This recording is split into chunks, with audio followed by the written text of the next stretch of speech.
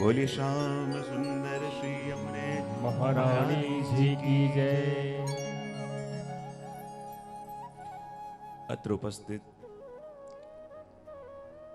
અમારા ખૂબ જ આત્મીય એવા જુહુ હવેલીથી અહીંયા ખાસ ઉપસ્થિત એવા હસમુખભાઈ મુખિયાજી આ દિવ્ય ઉત્સવની અંદર પ્રભુએ જેને નિમિત્ત બનાવ્યા અને જેના આડીથી બધા શ્રી યમુનાજીના રસનું પાન કરી રહ્યા છે એવા ભરતભાઈ, ભાવનાબેન, એમનો સમસ્ત પરિવાર અને આપ સૌ શ્રી યમુનાજીના ગુણગાન શ્રવણ કરવા માટે આવેલા મારા સર્વે આત્મીયજનો, મેં પહેલા જ કીધું હતું કે શ્રી મહાપ્રભુજી જ્યારે કહેતા હોય સ્તુતિમ તવ કરોતિ કહ, જ્યારે ભગવતી કહેતા હોય કે કોન પે જાત શ્રી યવરને જુબરની, તો આપણે તો એમના ગુણગાન શું ગાવાના? ગુણગાન તો એ ગાઈ ગયા, આપણે તો માત્ર ગુણાનુવાદ કરવાનું છે. ગુણગાન ગાવાનું સામર્થ્ય આપણી અંદર નથી. શ્રી મહાપ્રભુજી અષ્ટસખા એ ગુણગાન ગાઈ ગયા. એમને જે ગુણગાન ગાયું એનો ગુણાનુવાદ માત્ર આપણી રતિ, મતિ અને ગતિના હિસાબે શ્રવણ કરવાનો પ્રયત્ન કરીશું. અને જેમ પૂર્વમાં મેં બધાએ પણ આપી કે આજે બંનેની એનિવર્સરી, અને એ પણ જો આ 41 પદોનો સમન્વય છે અને 41મા વર્ષમાં પ્રવેશ કરે છે યમનાષ્ટક. અને જો હું ઘણી વાર કહેતો હોઉં કે જો આ યાત્રા કેવી સરસ છે. આપણો કાર્યક્રમ શરૂ થયો એ તારીખ કઈ બહુ સરસ, અને 20 થી સીધા આવ્યા 40 પૂરા થયા. હું ઘણી વાર મારા પ્રવચનમાં એક વસ્તુ જરૂર કહેતો હોઉં કે જ્યારે પણ આપણા જીવનમાં 19 વર્ષ આવે તો 19 પછી શું આવે? એટલે કહીએ કે જ્યારે વ્યક્તિ 19 વર્ષનો થાય અને 19 વર્ષનો થાય એટલે જીવનમાં વિષ પ્રવેશે. શું પરોશે? અને 19 પછી એટલે શું આવે? પણ આપણા આચાર્યો કહે કે જો આ 5નો સહારો રાખો, હરિની કૃપા, ગુરુની કૃપા, વૈષ્ણવોનો સંગ, હૃદયમાં ભક્તિ અને લોકો માટે પ્રીતિ, આ 5 રહે તો પછી 20 ને 5 કેટલા થાય? એટલે 20 ને પચાવી શકાય. અને 25 થયા પછી પણ આ 5નો સાથ ન છોડીએ. પ્રભુની કૃપા, ગુરુની કૃપા, વૈષ્ણવની કૃપા, ભગવદીઓનો સંગ અને જીવનમાં ભાવ, આ 5 રહે તો પછી 25 ને 5 કેટલા થાય? એટલે ભવસાગરથી તરીશ. આ 5 રાખીશ તો 20 ને પચાવીશ, અને 20 ને પચાયા પછી પણ 5નો સંગ કરીશ તો 25 ને 5 તરીશ, એટલે કે ભવસાગરથી તરીશ. પણ એકલો તરે એ વૈષ્ણવ નહીં, તર્યા પછી પણ આ 5નો સાથ રાખીશ. પણ એકલો તરે એ વૈષ્ણવ નહીં, બીજા 5ને પણ તારે એ વૈષ્ણવ. તો જો આ 5 રહેશે તો 30 ને 5, એટલે હું તો તરીશ, બીજા 5ને પણ તારીશ. અને છતાં આ 5નો આશ્રય આપણે રાખીએ તો હું તો તરીશ, બીજા 5ને પણ તારીશ. અને એમાંય 5નો સંગ રહેશે તો હું તરીશ, બીજા 5ને તારીશ, અને બીજા 5ને તારીશ, તો જ ભક્તિના માર્ગે ચાલીશ. એટલે 40.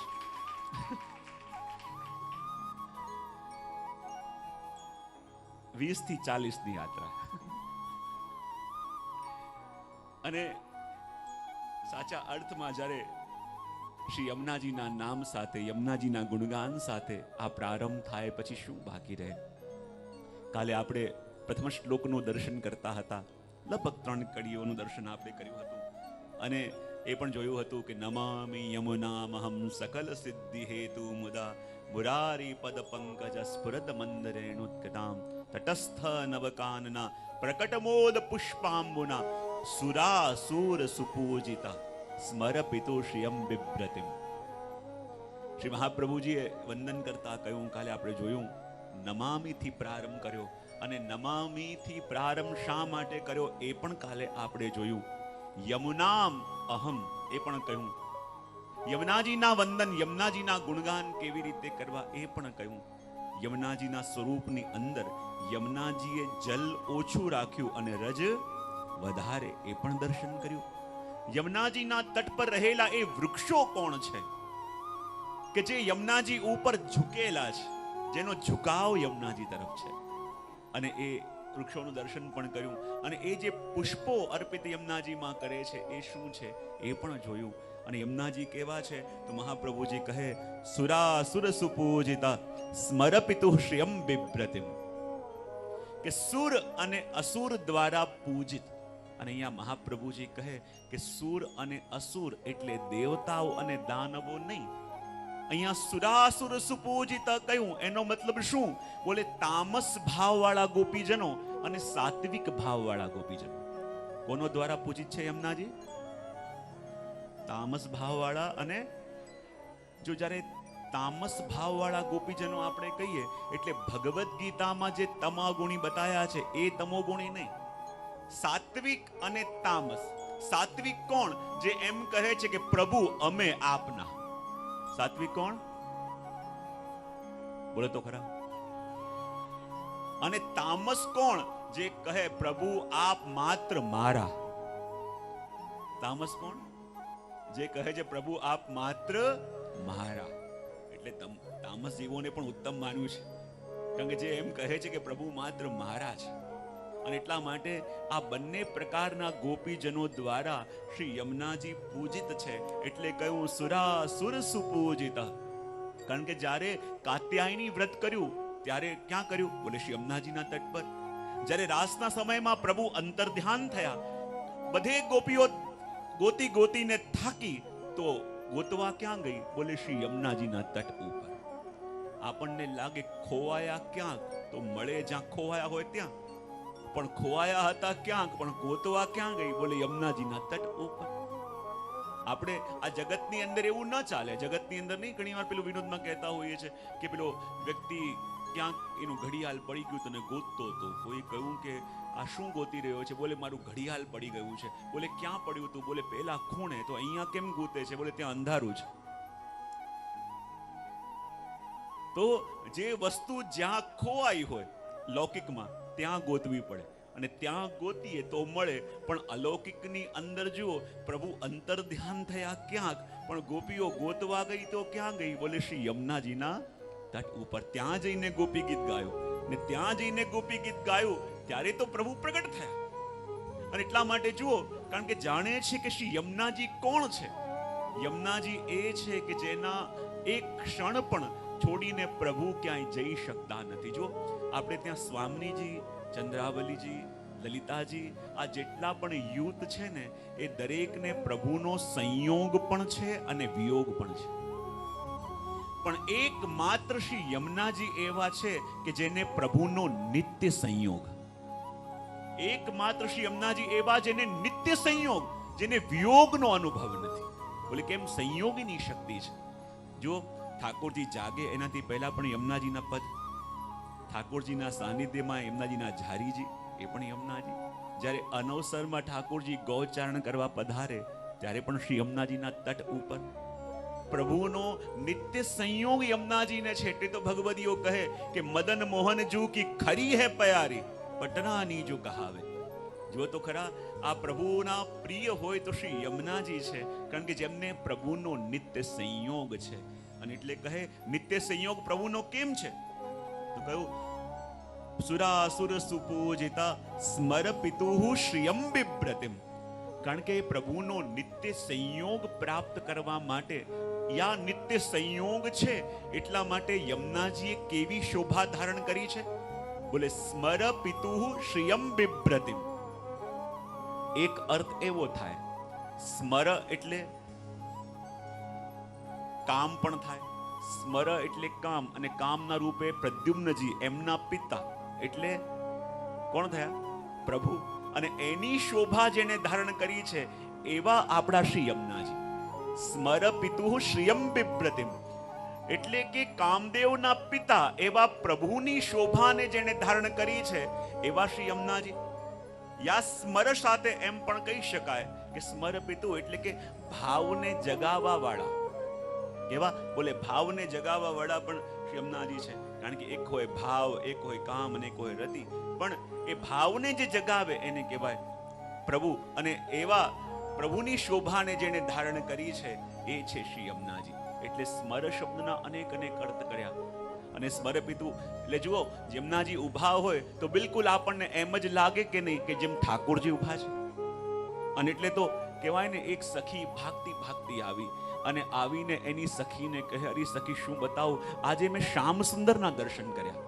સખી કે અચ્છા, શ્યામ સુંદરના દર્શન કર્યા, પછી શું થયું? બોલે પછી ખબર પડી કે શ્યામ સુંદર નતા. એ સખી કે તું પાગલ થઈ છે કે શું? એક વારમાં કહી રહી છે કે મેં પ્રભુના દર્શન કર્યા અને બીજી ઘડીમાં કહે છે કે પ્રભુ નતા. આવું કેમ બને? બોલે જ્યારે હું જતી હતી અને મેં જોયું કે એવું અદ્ભુત સ્વરૂપ, હૂબહુ એવો જ શ્યામ સ્વરૂપ, એવો જ મુગુટ કાચરીનો શૃંગાર, એવું જ મધુર હાસ્ય, એવા જ મધુર કમલની પાંખડી સરીખા નેત્ર, લાગ્યું કે હૂબહુ પ્રભુ છે. પણ પછી ખબર પડી પ્રભુ નતા. બોલે પ્રભુ છે તો ખબર કેવી રીતે પડી પ્રભુ નતા? બોલે જ્યારે હું એમની પાસે ગઈ તો વગર વિનંતી કરે એટલી કૃપા કરવા લાગ્યા, એટલી કૃપા કરવા લાગ્યા. મેં કહ્યું આ પ્રભુ ન હોય. ત્યાં તો વિનંતી કરી કરીને થાકી જઈએ છે, સાંભળતા નથી, અને આ તો વગર કીધે વગર વિનંતી કરે એવા કૃપા કરવા લાગ્યા. ત્યારે ખબર પડી કે એ પ્રભુ નહીં, પણ એ તો સ્વયં શ્રી યમુનાજી છે. અને યમુનાજી માટે તો કહ્યું, એન મેન તુમસી પર કૃપા અધિકાય. બિલકુલ હૂબહુ જે પ્રભુ જેવા છે, પણ કૃપાની અધિકતા આપણને જોવા મળે. અને કૃપાની અધિકતા જોવા મળે એટલે તો અમારા વલ્લભદાસજી કહે છે ને કે આ ઠાકોરજી પણ કૃપા કરે, યમુનાજી પણ કૃપા કરે, પણ બંનેની કૃપામાં ભેદ શું? તો આ બહુ સુંદર વાત કરે કે ઠાકોરજી તો કૃપા વાંટે છે, પણ યમુનાજી કૃપા લૂંટાવે છે. જો વાંટવાની વાત અને લૂંટાવાની વાત બંનેમાં ભેદ હોય ને, જ્યારે વાંટવાની વાત આવે તો એ વાંટનાર ઉપર છે કે કોને કેટલું. જ્યારે પ્રસાદની થાળી લઈને વાંટવા નીકળ્યા હોય, કોઈની જોડે સંબંધ સારો ચાલતો હોય તો જરા મુઠ્ઠો મોટો થાય, અને કોઈની જોડે હમણાં આડું ચાલતું હોય તો જ્યારે વાંટવાની વાત આવે તો એ વાંટનાર ઉપર છે કે એ વાંટનાર કોને કેટલું આપે છે. પણ જ્યારે નંદ મહોત્સવમાં વસ્તુ લૂંટાતી હોય તો એ લૂંટનાર ઉપર છે કે કોણ કેટલું લૂંટી શકે છે. તો એમ મનુષ્ય જન્મ આપીને પ્રભુએ કૃપા વાંટી, પણ ઘરમાં એ જ પ્રભુને આપણા ઘેર પધરાવી દઈ શ્રી યમુનાજી કૃપા લૂંટાવી દીધી કે જેટલું લૂંટી શકો એટલું લૂંટી લો. અને એટલા માટે તો કહ્યું કે આપણા પ્રભુ કેવા, યમુનાજી કેવા? બોલે સ્મરપિતો શ્રિયમ બિભ્રતિમ. જેવી ઠાકોરજીની શોભા છે, જેવું ઠાકોરજીનું સ્વરૂપ અને જેવું ઠાકોરજીનું ઐશ્વર્ય છે, એવું જ ધારણ શ્રી યમુનાજીએ કરેલું છે. એવી જ શોભા શ્રી યમુનાજીએ ધારણ કરી છે. અને જુઓ, એવી શોભા ધારણ કરી એ ક્યારે કહેવાય? કે જ્યારે સમાન સ્વરૂપ, સમાન સ્વભાવ અને સમાન શોખ આવી જાય ત્યારે કહેવાય કે એના જેવા થયા. કઈ કઈ ત્રણ વસ્તુ?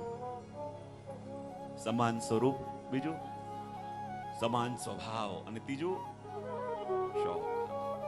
હવે જો ત્રણેય વસ્તુ આપણે કહીએ તો શ્રી યમુનાજીએ ઠાકોરજીના જેવું ને જેવું સ્વરૂપ તો ધારણ કરેલું છે.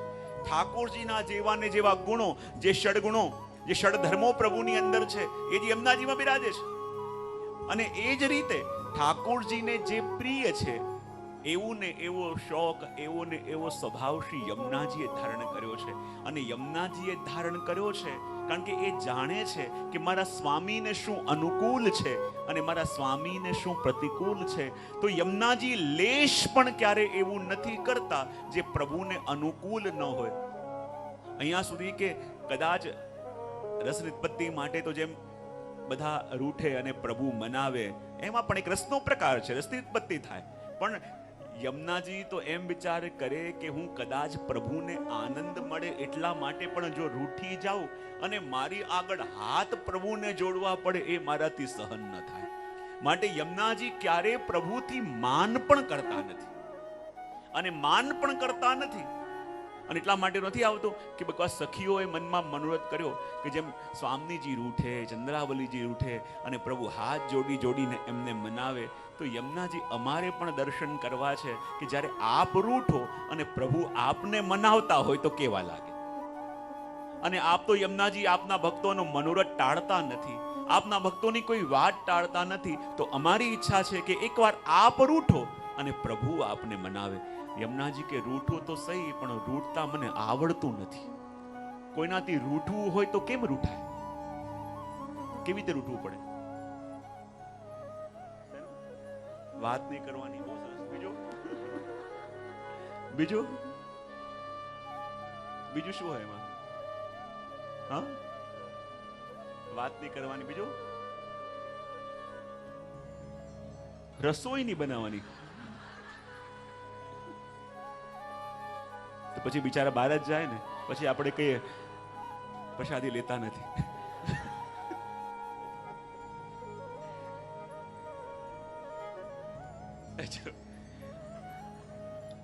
રૂઠે તો કેવી રીતે રૂઠું?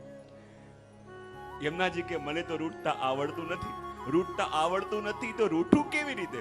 તો સખીઓ કહે કે જો યમુનાજી આપને શીખવાડીએ. હમણાં થોડી વારની અંદર પ્રભુ પધારશે અને જ્યારે પ્રભુ પધારે તો તમારે દ્રષ્ટિ નીચે કરી લેવાની. પહેલા તો રોજ પ્રભુ આવે ને ભાગીને સ્વાગત કરવા જતા. હવે જ્યારે પ્રભુ આવે દ્રષ્ટિ નીચે કરીને એમને જોવાના નહીં. આજની ભાષામાં કહીએ તો ઇગ્નોર કરવાના. પ્રભુની તરફ દ્રષ્ટિ નહીં કરવાની. જ્યારે પ્રભુ આવીને મીઠી મીઠી વાતો કરશે તો મીઠી મીઠી વાતો જ્યારે કરે તો બિલકુલ સાંભળવાનું નહીં. જ્યારે આવીને આપની સામે ઊભા થઈ જાય તો જોવાનું નહીં. આપને બોલાવવાનો પ્રયત્ન કરે, આપે બોલવાનું નહીં અને કોઈ પણ પ્રકારનો રિસ્પોન્સ નહીં આપવાનો, તો એને કહેવાય રૂઠ્યું. યમુનાજી કે યાદ ન રહ્યું, મને ફરી કહેજો, મને અનુભવ નથી. ફરી સખીઓ કહેજો ઠાકોરજી આવે ચૂપચાપ અહીંયા બેઠા રહેજો, ઉઠવાનું નહીં. ઠાકોરજી આવે સામે ઊભા થઈને મળવાનું નહીં, આંખો ઊંચી કરીને જોવાનું નહીં, એમનાથી બોલવાનું નહીં અને કંઈક મીઠી મીઠી વાતો કરે તો સાંભળવાનું. કેવું શીખવાડો છો? સાંભળવાનું નહીં. અને યમુનાજી બધી વસ્તુ યાદ રાખી. ત્યાં જ એક સખી ભાગતી ભાગતી આવી અને કહે કે જો યમુનાજી પ્રભુ પધારી રહ્યા છે. અને બધી સખીઓ સંતાઈ ગઈ અને યમુનાજીને કહે જો બધી વસ્તુ યાદ રાખજો, મેં એમને કીધું છે. યમુનાજી કે હા બધું યાદ છે. અને જ્યાં સખીઓ સંતાઈ અને જેવા દ્વાર ઉપર પ્રભુ પધાર્યા, શ્રી યમુનાજી ઊભા થયા, ભાગતા ભાગતા ગયા અને ઠાકોરજીને હૃદયથી લાગી ગયા. બધી સખીઓએ માથું પકડી લીધું. 1 કલાક સુધી સમજાયું તો પણ યમુનાજી આ ભાગતા ભાગતા ગયા. બીજે દિવસ થયો. બીજે દિવસ સખીઓ કહે કદાચ શીખવાડવામાં અમે ભૂલ કરી છે તો વધારે સ્ટ્રોંગલી અને વધારે ઇફેક્ટિવલી સમજાઈએ. અને પ્રભુ યમુનાજીને કહ્યું જો પ્રભુ જ્યારે પધારે ઊભા નહીં થવાનું, એમની ઓર જોવાનું નહીં, એમનાથી બોલવાનું નહીં, એ કંઈ પણ કહે સાંભળવાનું નહીં. જો એમની મીઠી મીઠી વાતો સાંભળી તો પછી ગયા, સાંભળવાનું પણ નહીં, બરાબર બેસી રહેવાનું. યમુનાજીને 10 વાર યાદ કરાયો. યમુનાજી કે ના હવે મને યાદ રહી ગયું. અને ત્યાં જ જ્યાં ખબર પડી પ્રભુ પધાર્યા, બધી સખી સંતાઈ ગઈ, ઈશારો કરવા લાગી, જો ઊભા ના થતા. અને જ્યાં પ્રભુ આવ્યા યમુનાજી ઊભા થયા, ભાગતા ભાગતા ગયા અને પ્રભુના હૃદયથી લાગી ગયા. બધી સખીઓ કહે હવે યમુનાજીને શીખવાડું કેવી રીતે, કે રૂઠવું કેવી રીતે? 3-4 દિવસ સુધી આમને આમ ચાલતું રહ્યું. અને જ્યાં આમને આમ ચાલતું રહ્યું, ફરીવાર યમુનાજી જાય, પ્રભુના હૃદયથી લાગી જાય. હવે તો ગોપીઓ પણ થાકી અને યમુનાજીને કહેવા લાગી, અરે યમુનાજી મેં આટલી વાર આપને શીખવાડ્યું કે પ્રભુથી આવી રીતે રૂઠવું, આવી રીતે રૂઠવું. પ્રભુને આવે ત્યારે ઊભા થઈને ન જાઓ, પણ આપ જાઓ છો. પ્રભુ થાય તો જુઓ નહીં, આપ જુઓ છો. પ્રભુ આવે તો બોલો નહીં, આપ બોલો છો. અને પ્રભુ કંઈક કહે તો સાંભળો નહીં, પણ આપ સાંભળો છો. આવું કેમ? યમુનાજી કહે કે જો તમે એમ ચાહતી હો કે મારા પ્રભુ આવે અને હું ઉઠીને ન જાઉં તો એવું કરો, મારા હાથ અને મારા ચરણમાં લોઢાની બેડીઓ બાંધી દો. કારણ કે મારા પ્રભુ આવે અને હું ઉઠીને એમની પાસે ન જાઉં એ ક્યારે બની નહીં શકે. તમે જો ચાહતા હો કે મારા પ્રભુ સામે ઊભા હો અને હું દૃષ્ટિ ઉપર કરીને ન જાઉં તો એવું કરો, એ જ પ્રભુનું એક ચિત્ર મારા ગોદમાં પધરાવી દો. જો મારા પ્રભુ પધારે અને મારા પ્રભુ ઉપરથી દૃષ્ટિ મારી હટી જાય એ બની ન શકે. તમે જો એમ માનતા હો કે પ્રભુ અહીંયા આવે અને કંઈક મીઠું મીઠું બોલે અને હું ન સાંભળું, તેવું કરો, મારા કાનમાં સીસું નાખી દો. અને જો તમે એમ ચાહતા હો કે પ્રભુ આવે અને હું ન બોલું તો મારા મુખ સોઈ દો. કારણ કે મારા પ્રભુ આવે અને મારા પ્રભુને લેશ પણ શ્રમ મારા માટે લેવો પડે એ મારાથી સહન ન થાય. અને એટલા માટે તો જેવો સુખનો વિચાર શ્રી યમુનાજી પ્રભુ ન કરે એવો સુખનો વિચાર બીજું કોણ કરી શકે? અને એટલા માટે તો કહ્યું કે ઠાકોરજીના સુખનો સદા વિચાર કરે છે. ઠાકોરજીના સમાન સ્વરૂપ, ઠાકોરજીના સમાન સ્વભાવ અને શોક પણ આપે ધારણ કર્યા. અને નિત્ય સંયોગને કારણે યમુનાજીએ પ્રભુના જેવું સ્વરૂપ ધારણ કરી લીધું. જો મુગટ કાચનું સ્વરૂપ ધારણ કર્યું, એના ઘણા ઘણા ભાવો છે. એક ભાવ એવો પણ છે જેને કહેવાય ને કીટ ભ્રમર ન્યાય.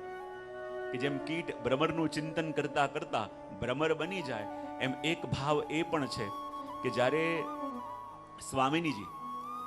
સ્વામિનીજીને પ્રભુનો વિયોગ થયો, અને જ્યારે પ્રભુનો વિયોગ થયો તો સ્વામીજીએ પ્રભુનું એટલું ચિંતન કર્યું કે સ્વામીજી ચિંતન કરતા કરતા પ્રભુમય થયા. અને એટલું ચિંતન જ્યારે સ્વામીજીએ પ્રભુનું કર્યું કે ચિંતન કરતા કરતા પ્રભુમય થયા, અને એ જ વખતે જેનું ચિંતન કરીએ એના ગુણધર્મો આપણી અંદર આવવા લાગે.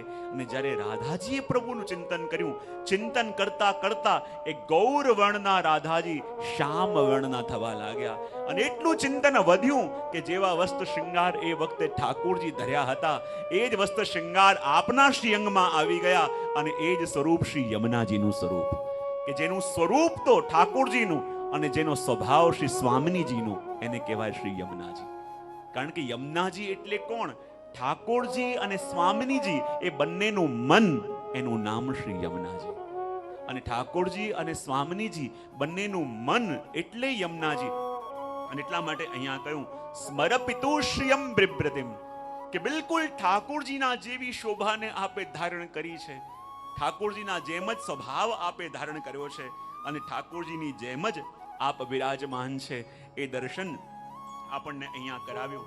અને એટલે સ્મરપિતો શ્રિયમ બિભ્રતિમ, એ પ્રભુના સ્વરૂપની જેમ, પ્રભુના સાનિધ્યની જેમ શોભાનું ધારણ કરે. તો સંક્ષિપ્તમાં આ શ્લોકનો અર્થ આપણે સમજી હવે દ્વિતીય શ્લોકનું સૂક્ષ્મ દર્શન કરી, જોડે 41 પદોનો સમન્વય કરી, બીજા પદોનો સમન્વય કરી શ્રી યમુનાજીના ગુણગાનને જાણવાનો પ્રયત્ન કરીએ.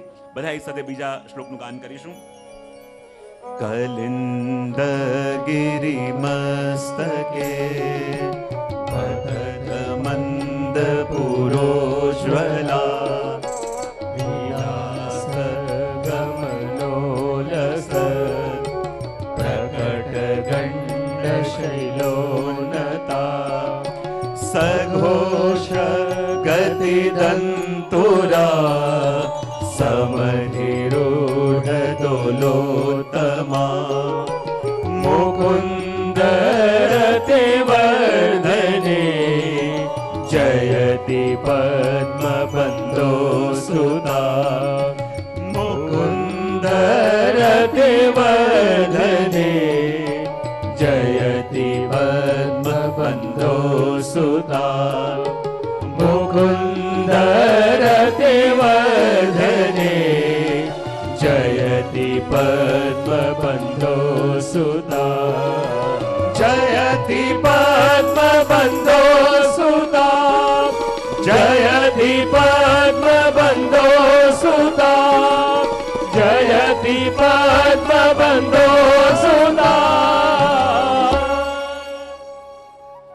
બીજા શ્લોકની અંદર શ્રી યમુનાજીના ભૂતલ ઉપરના પદાર્પણનું વર્ણન અને દર્શન શ્રી મહાપ્રભુજી કરે છે. જો મહાપ્રભુજી ઠાળા ક્યાં છે? બોલે યમુનાજીની સન્મુખ. અને યમુનાજીની સન્મુખ ઠાળા છે અને વર્ણન કરે છે કે શ્રી યમુનાજીનું ભૂતલ ઉપર પદાર્પણ ક્યારે થયું, કેમ થયું, શા માટે થયું. અને એટલા માટે કહ્યું કલિંદગિરિ મસ્તકે. જ્યારે યમુનાજી ભૂતલ ઉપર પધાર્યા તો શ્રી મહાપ્રભુજી ચિંતન કરે, જ્યારે યમુનાજીને ભૂતલ ઉપર પધારવાનું થયું તો યમુનાજીને ભૂતલ ઉપર પધારવું કેમ પડ્યું? શા માટે ભૂતલ પર પધારવાની જરૂર પડી? જો ગંગા ઇત્યાદિ જ્યારે ભૂતલ ઉપર પધાર્યા તો એમના માટે તપ પણ થયું છે. 3 પેઢીનું તપ થયું ત્યારે ગંગાજી પધાર્યા. તો યમુનાજીને જ્યારે ભૂતલ પર પધારવાનું થયું તો યમુનાજીનું ભૂતલ ઉપર પધારવાનું કારણ શું? કોના માટે પધાર્યા? શા માટે પધારવાની જરૂર પડી યમુનાજીને? અને જ્યારે એ ચિંતન શ્રી મહાપ્રભુજી કરે છે અને આપણને બતાવે છે કે આપનો ભૂતલ ઉપર પધારપણ કોઈના તપ માટે નહીં, પણ પોતાના નિજજનો ઉપરની કૃપા માટે છે. અને નિજજનોની કૃપા માટે છે. અને એટલા માટે કહેવાય ને કે યમુનાજી ભૂતલ પર કેમ પધાર્યા? તો આપણે ત્યાં પેલો પ્રસંગ આવે છે ને કે એકવાર બધા ગોલોક ધામની અંદર બધા વ્રજભક્તોએ મનોરથ કર્યો. અને મનોરથ શું કર્યો? કે પ્રભુ નિત્ય રાસ કરે છે. અને જ્યારે નિત્ય રાસ કરે છે તો રાસ કોની સાથે કરે છે? બોલે શ્રી રાધાજી સાથે. તો વ્રજભક્તોના મનમાં મનોરથ જાગ્યો કે જેવી રીતે ઠાકોરજી શ્રી રાધાજી સાથે નિત્ય રાસ કરે છે, તો શું ક્યારેક એવું ન બને કે એવી રીતે રાસ જ્યારે ઠાકોરજી યમુનાજી સાથે કરતા હોય અને ઠાકોરજી અને યમુનાજી બંને નિત્ય કરતા હોય તો કેવું અદ્ભુત દ્રશ્ય લાગે. વિનંતી કરવા માટે ગયા પ્રભુને અને કહ્યું, પ્રભુ અમારી એવી ઈચ્છા છે કે આપ સ્વામીજી સાથે તો નિત્ય રાસ કરો છો, પ્રભુ એવું ન થાય કે આપ એક દિવસ યમુનાજી સાથે રાસ કરો? પ્રભુ કે થાય તો ખરા, પણ રાસનો એવો નિયમ છે કે સ્વામીજી વિના રાસ ન થાય. જો એ જાણશે તો બહુ નારાજ થશે. પ્રભુ ચિંતા ન કરો, એમને ખબર નહીં પડે એવી એકાંત જગ્યા અમે ગોતી લીધી છે. પ્રભુ મંજૂર થયા. શ્રી યમુનાજીને વિનંતી કરી. યમુનાજી કે સ્વામીજી જાણશે, નારાજ થશે. બોલે અમે એવી એકાંત જગ્યા ગોતી લીધી છે, એમને ખબર નહીં પડે, અને આપ તો અમારો મનોરથ પૂરો કરવા વાળા છો. હે યમુનાજી, અમારી એવી ઈચ્છા છે કે આપ ઠાકોરજી સાથે રાસ કરો, અને એ રાસ કરતા હોય અને અમારા ભક્તોના મનોરથ પૂરા થતા હોય એવો અનુભવ અમારે કરવો છે. અને ત્યારે યમુનાજી પણ મંજૂર થયા, અને જે જગ્યાએ રાસ કરવાનું નિશ્ચિત થયું હતું એ જગ્યાએ જ્યારે ઠાકોરજી યમુનાજી બધા મળ્યા છે, કોઈ ગોપીઓ ઝાંઝ વગાડે છે, કોઈ પખાવજ વગાડી રહી છે, અને એવો આનંદ આવી રહ્યો છે. બધા ગોપીઓના મનોરથ પૂરા થઈ રહ્યા છે. ક્યારેક ઠાકોરજી નૃત્ય કરતા કરતા આમ આવે, ક્યારેક યમુનાજી નૃત્ય કરતા કરતા આમ આવે, અને એવો આનંદ ત્યાં આવી રહ્યો છે. પણ ત્યાં જ કોઈએ સ્વામીજીને જઈને કહ્યું કે ઠાકોરજી એમના વિના રાસ કરે છે. અને સ્વામીજી કુપિત થયા અને એ સ્થાન પર આવવા લાગ્યા કે જ્યાં ઠાકોરજી એમના વિના રાસ કરતા હતા. અને અહીંયા પ્રભુને આવીને કોઈએ કહ્યું કે પ્રભુ આપે રાધાજી વિના રાસ કર્યો. સ્વામીજી જાણી ગયા છે, નારાજ થયા છે, અહીંયા પધારી રહ્યા છે. અને જ્યારે પ્રભુ અહીંયા પધારી રહ્યા છે, સ્વામીજી ખબર પડી હવે આટલા બધા હજારો વ્રજભક્તો છે, ક્યાં જાય? તે બધાએ પુષ્પનું રૂપ લીધું અને પુષ્પની માળા બની ઠાકોરજીના કંઠમાં આવી ગયા. યમુનાજી હતા એ ક્યાં જાય? તેમને જળનું રૂપ લીધું અને જળ બનીને ગોલોક ધામમાં ત્યાં વહેવા લાગ્યા. કોપમાં ને કોપમાં સ્વામીજી ત્યાં આવ્યા. બોલે મેં તો સાંભળ્યું હતું કે મારા વિના પ્રભુ રાસ કરે છે, પણ અહીંયા તો કોઈ દેખાતું નથી. બસ પાસે જલ વહી રહ્યું છે, પણ રાસ કરવા વાળા જે હજારો વ્રજભક્તો હતા એ ક્યાં ગયા? ક્યાંય દેખાતા નથી. ત્યાં જ રાધાજીની દ્રષ્ટિ ઠાકોરજીના કંઠમાં રહેલી નૂતન પુષ્પોની માળા ઉપર પડી, અને રાધાજી ચોંક્યા કે આ માળામાં કંઈક લાગે છે. અને કોપમાં ને કોપમાં આગળ આવ્યા. એ ઠાકોરજીના કંઠમાં રહેલી માળાને પકડી અને જ્યાં ખેંચી તો એ માળા તૂટી, અને જ્યાં માળા તૂટી તો પુષ્પ રૂપે પરોવાયેલા એ બધા ભગવદીજનો નિત્ય લીલાથી વિખૂટા થઈને અહીંયા ભૂતલ પર આવીને પડ્યા. અને જ્યાં નિત્ય લીલાથી વિખૂટા પડી ભૂતલ પર આવીને પડ્યા તો શ્રી યમુનાજીને એટલો તાપ થયો કે મારા સુખ માટે જે મારા વ્રજભક્તોએ મનોરથ કર્યો એમને મારા માટે ભૂતલ પર જવું પડ્યું. મારા આનંદ માટે જે વ્રજભક્તોએ મનોરથ કર્યો એમને મારે કારણે ઠાકોરજીની લીલાથી વિખૂટા પડવું. તો હું પણ સંકલ્પ કરું છું કે મારા પ્રભુની લીલામાંથી વિખૂટા પડેલા જીવોને પાછા એક એક કરીને ઠાકોરજીની લીલામાં પાછા ન લાવ ત્યાં સુધી હું પણ ભૂતલમાં જ રહીશ. એમ વિચાર કરી એ લીલામાંથી વિખૂટા પડેલા જીવોને પાછા પ્રભુની લીલામાં લઈ જવા માટે ગોલોક ધામનો ત્યાગ કરી શ્રી યમુનાજી ભૂતલ ઉપર પધાર્યા. અને કહેવાય જ્યારે ભૂતલ ઉપર યમુનાજી પધાર્યા તો સૌથી પહેલા ક્યાં પધાર્યા? બોલે કલિંદ ગિરી મસ્તકે. જો જેટલા પણ બીજા નદીઓ છે, બીજી જેટલી સરિતા છે, એ ઉદ્ભવ કેવી રીતે થાય? જ્યારે વાદળો એ જ નદીઓનું જળ લઈને પર્વત ઉપર જાય અને પર્વતો ઉપર વરસે, ત્યાંથી સરિતા ઉદ્ભવ પામે, ત્યાંથી સરિતા આવે. પણ યમુનાજીનું દર્શન કરાવતા મહાપ્રભુજી કહે છે કે યમુનાજી પધાર્યા ક્યાંથી? બોલે કલિંદગીરી મસ્તકે. સૌથી પહેલા પધાર્યા, યાની સૌથી પહેલા ત્યાં પધાર્યા, તો પછી બીજે ક્યાંથી પધાર્યા હશે? તો યમુનાજીનું પ્રાગટ્ય ક્યાંથી થયું?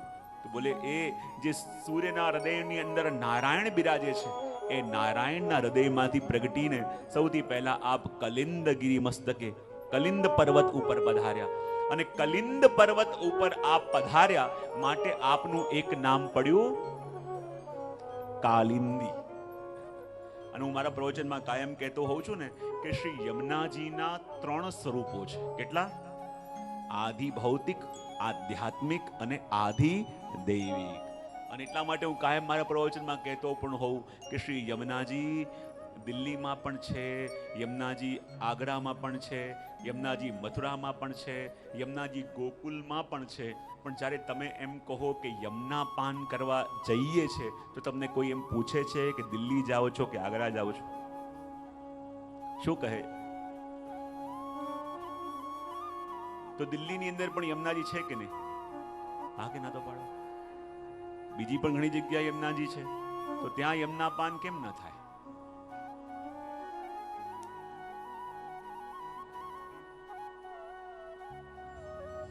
હા, દિલ્હી પાસે બી હસ્તિનાપુર તો હતું ને. પ્રભુ પધાર્યા હતા.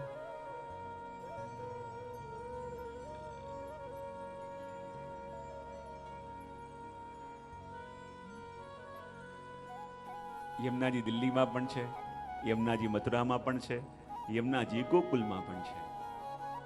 તો આપણે જ્યારે જ્યારે પણ યમુના પાન કરવા જઈએ યા કોઈને કહીએ યમુના પાન કરવા જઈએ છે, તો કોઈ એમ જ કહેશે ને કે વજમાં જાવ છો. યમુનાજી દિલ્હીમાં પણ છે, તો દિલ્હીમાં કેમ ના થાય? થાય કે ન થાય?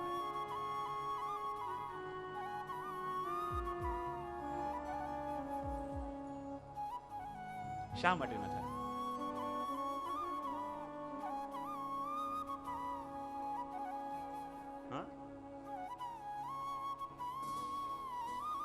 વિશ્રામ ઘાટમાં ક્યાં રજ છે?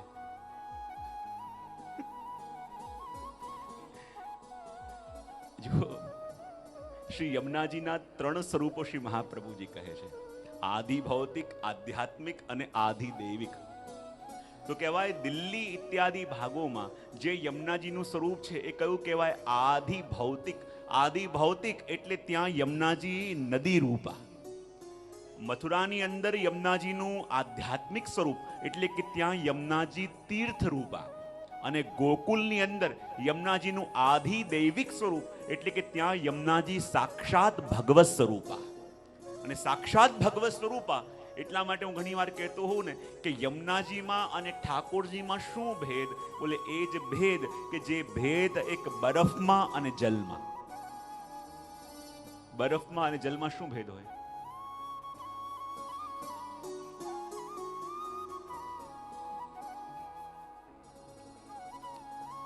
એક ઘન સ્વરૂપ છે અને એક રસ સ્વરૂપ છે. એવી જ રીતે રસનું ઘનીભૂત સ્વરૂપ એટલે આપણા ઠાકોરજી અને રસનું દ્રવીભૂત સ્વરૂપ એટલે આપણા શ્રી યમુનાજી. તો આ ત્રણેય જગ્યાએ શ્રી યમુનાજી બિરાજે છે. પણ ગોકુલમાં યમુનાજીનું સ્વરૂપ કયું છે? બોલે આધિ દૈવિક એટલે કે સાક્ષાત ભગવત સ્વરૂપા. એટલા માટે જ કુમનદાસજી ઇત્યાદિ આજીવન ત્યાં રહ્યા, પણ પોતાના પગનો સ્પર્શ પણ થવા નતા દેતા, કારણ કે આ સાક્ષાત ભગવત સ્વરૂપા છે. અને એટલા માટે જ્યારે યમુનાજી સૌથી પહેલા કલિંદ પર્વત ઉપર પધાર્યા માટે કાલિંદી કહેવાયા. પણ જ્યારે જ્યારે પણ આ પ્રસંગ આવે એક વસ્તુની ચોખવટ હું કરતો હોઉં છું કે શ્રી યમુનાજીનું પણ એક નામ કાલિંદી પડ્યું. પણ ઠાકોરજીના જે ચતુર્થ પટરાણી થયા એ કોણ છે? એ નામ શું એમનું? હા, ઠાકોરજીના ચતુર્થ પટરાણીનું નામ શું? તો એ અને યમુનાજી એક જ કે અલગ અલગ?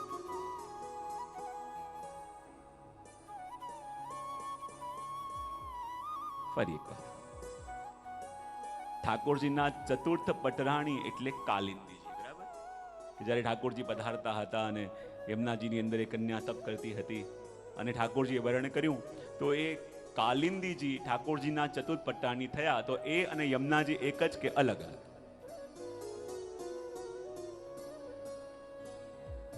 અલગ અલગ છે. હા, એક જ છે. ચલો ને આપણે હા જોઈ લઈએ. યમુનાજી અને કાલિંદીજી બંને અલગ અલગ માનતા હોય જરા આંગળી ઊંચી કરજો.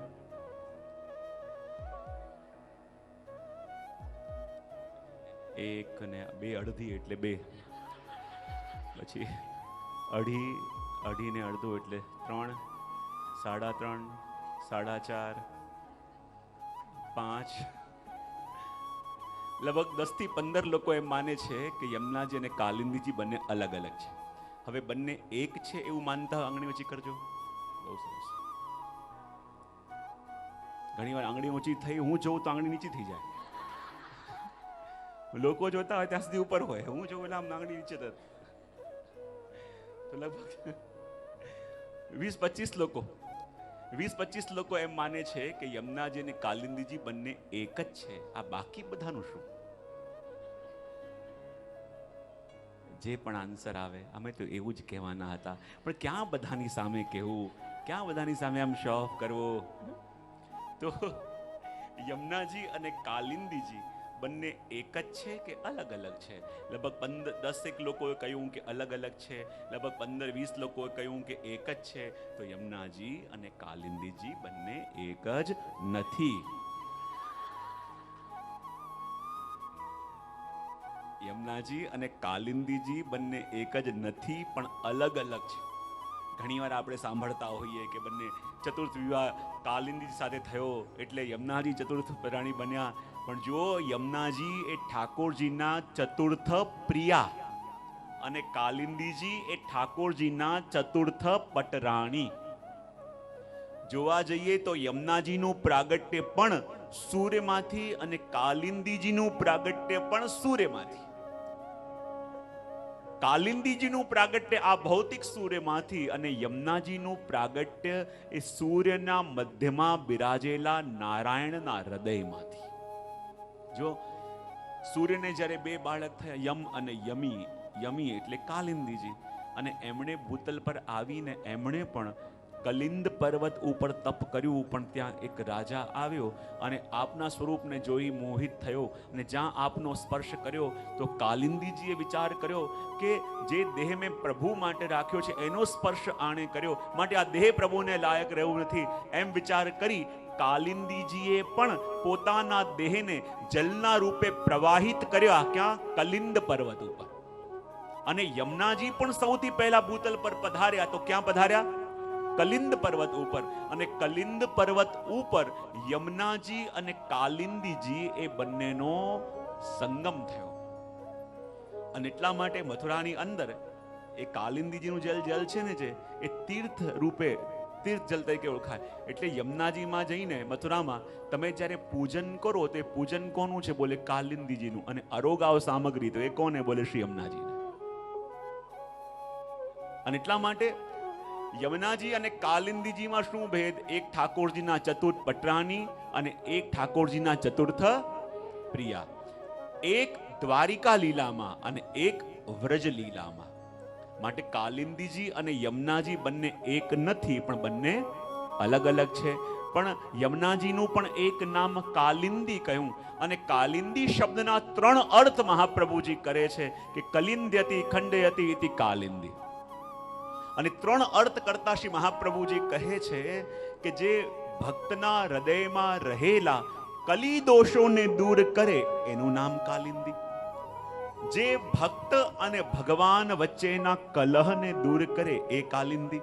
અને જે ભગવાન અને સ્વામિનીજી વચ્ચેના મીઠા કલહને દૂર કરે એનું નામ કાલિંદી. તો આ 3 અર્થ અલગ અલગ રીતે કર્યા. સૌથી પહેલા કહ્યું કે કાલિંદી એટલે શું?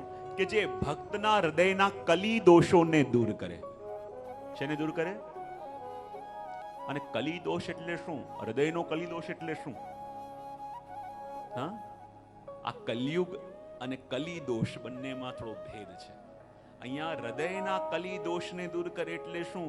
ઠાકોરજીએ આપણને હૃદય રૂપી એક કમળની કળી આપી છે અને કહ્યું છે કે તું જેટલી પ્રભુની સેવા કરીશ અને સત્સંગ કરીશ તો તારા હૃદયની એક કલી ખીલશે. અને કલી ખીલશે તો માનજે કે તારો કલી દોષ ગયો. પણ હજી હૃદયની કલીને ખીલવી શક્યો નથી તો માન હજી તને કલી દોષ લાગુ પડે છે, કારણ કે હૃદયની કળીને તું ખીલવી શક્યો નથી.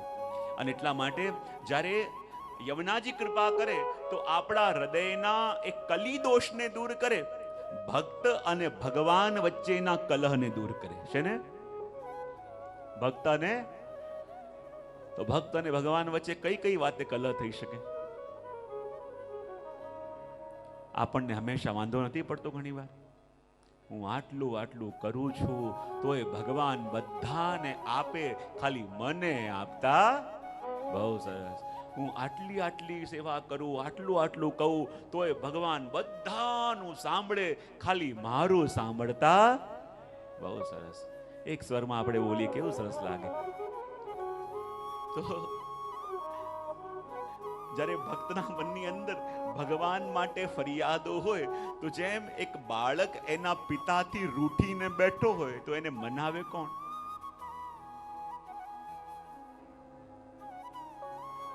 એક બાળક યદી પિતાથી રૂઠીને બેઠો હોય તો એને મનાવે કોણ? બોલે એની માં મનાવે. બોલે માં મનાવે એટલા માટે કારણ કે માને કોઈ કેટલું પણ બાળક રાખે, કેટલું પણ માને, પણ યદી એ પિતાનું સન્માન કરતો ન હોય તો કોઈ પણ માને સંતોષ નહીં થાય. એ ચાહે જેવી પગાર આવે લઈને માના હાથમાં આપે, માનું પૂજન કરે, માની સેવા કરે, બધું કરે, પણ પિતાનું ન માનતો હોય તો ક્યારે પણ માને સંતોષ ન થાય. માને સંતોષ ત્યારે થાય કે જ્યારે તું મારું માને કે ન માને, પણ પિતાની આજ્ઞા માન. એમ જીવ પણ જ્યારે પ્રભુથી અલગ થાય તો સૌથી વધારે શ્રમ પડે તો શ્રી યમુનાજીને પડે. યમુનાજી કહે તો ભલે મને નહીં માને ચાલશે, પણ મારા પ્રભુથી વિમુખ ન થાય. ને જ્યારે જ્યારે જીવ પ્રભુથી દૂર થાય, પ્રભુના માટે એના મનની અંદર ફરિયાદો જાગે, તો સ્વયં શ્રી યમુનાજી કૃપા કરીને એ ફરિયાદોને દૂર કરે છે. અને એટલા માટે કહ્યું કે જે ભક્ત અને ભગવાન વચ્ચેના કલહને દૂર કરે એ કાલિંદી, અને જે ભગવાન અમને સ્વામિનીજી વચ્ચેના કલહને પણ દૂર કરે એ પણ શ્રી કાલિંદીજી, યમુનાજી. કારણ કે જુઓ, જ્યારે જ્યારે પણ ઠાકોરજી અને સ્વામિનીજી વચ્ચે માન થાય ત્યારે દૂર કોણ કરે? યમુનાજી. આપણે જાણીએ છીએ ને કે જ્યારે એકવાર સ્વામીજી આવીને પ્રભુને વિનંતી કરી અને કહ્યું કે પ્રભુ, મારા મનમાં એક મનોરથ છે. બોલે શું? સ્વામીજી કહે, પ્રભુ મારી ઈચ્છા એ છે કે કાયમ તો હું રૂઠું અને આપ મને મનાવી લો છો, પણ મારા મનમાં એવો મનોરથ છે કે પ્રભુ આપ રૂઠો અને હું આપને મનાવું. પ્રભુ કહે છે ખોટા સાહસ ન કરાય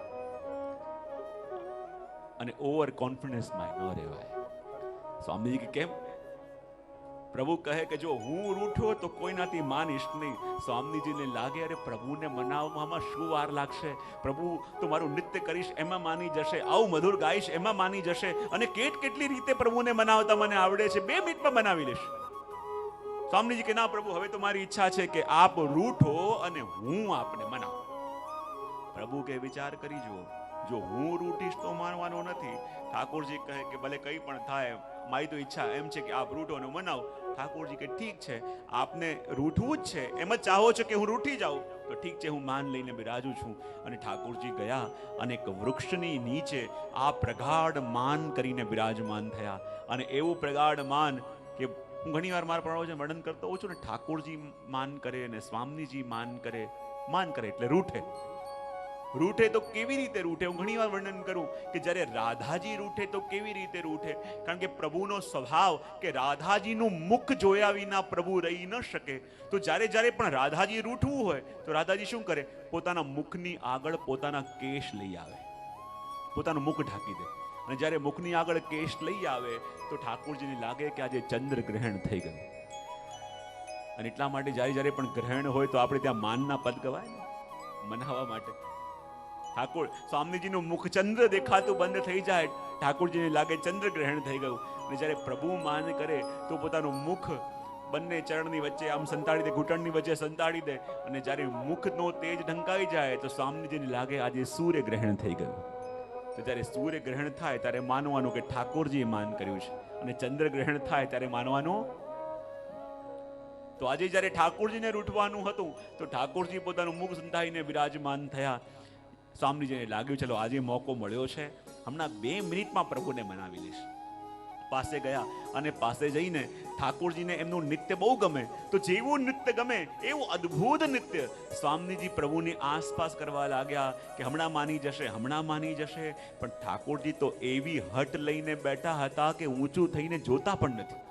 હવે તો સ્વામી નૃત્ય કરતા જાય ને પ્રભુને જોતા જાય કે જુએ છે કે નહીં.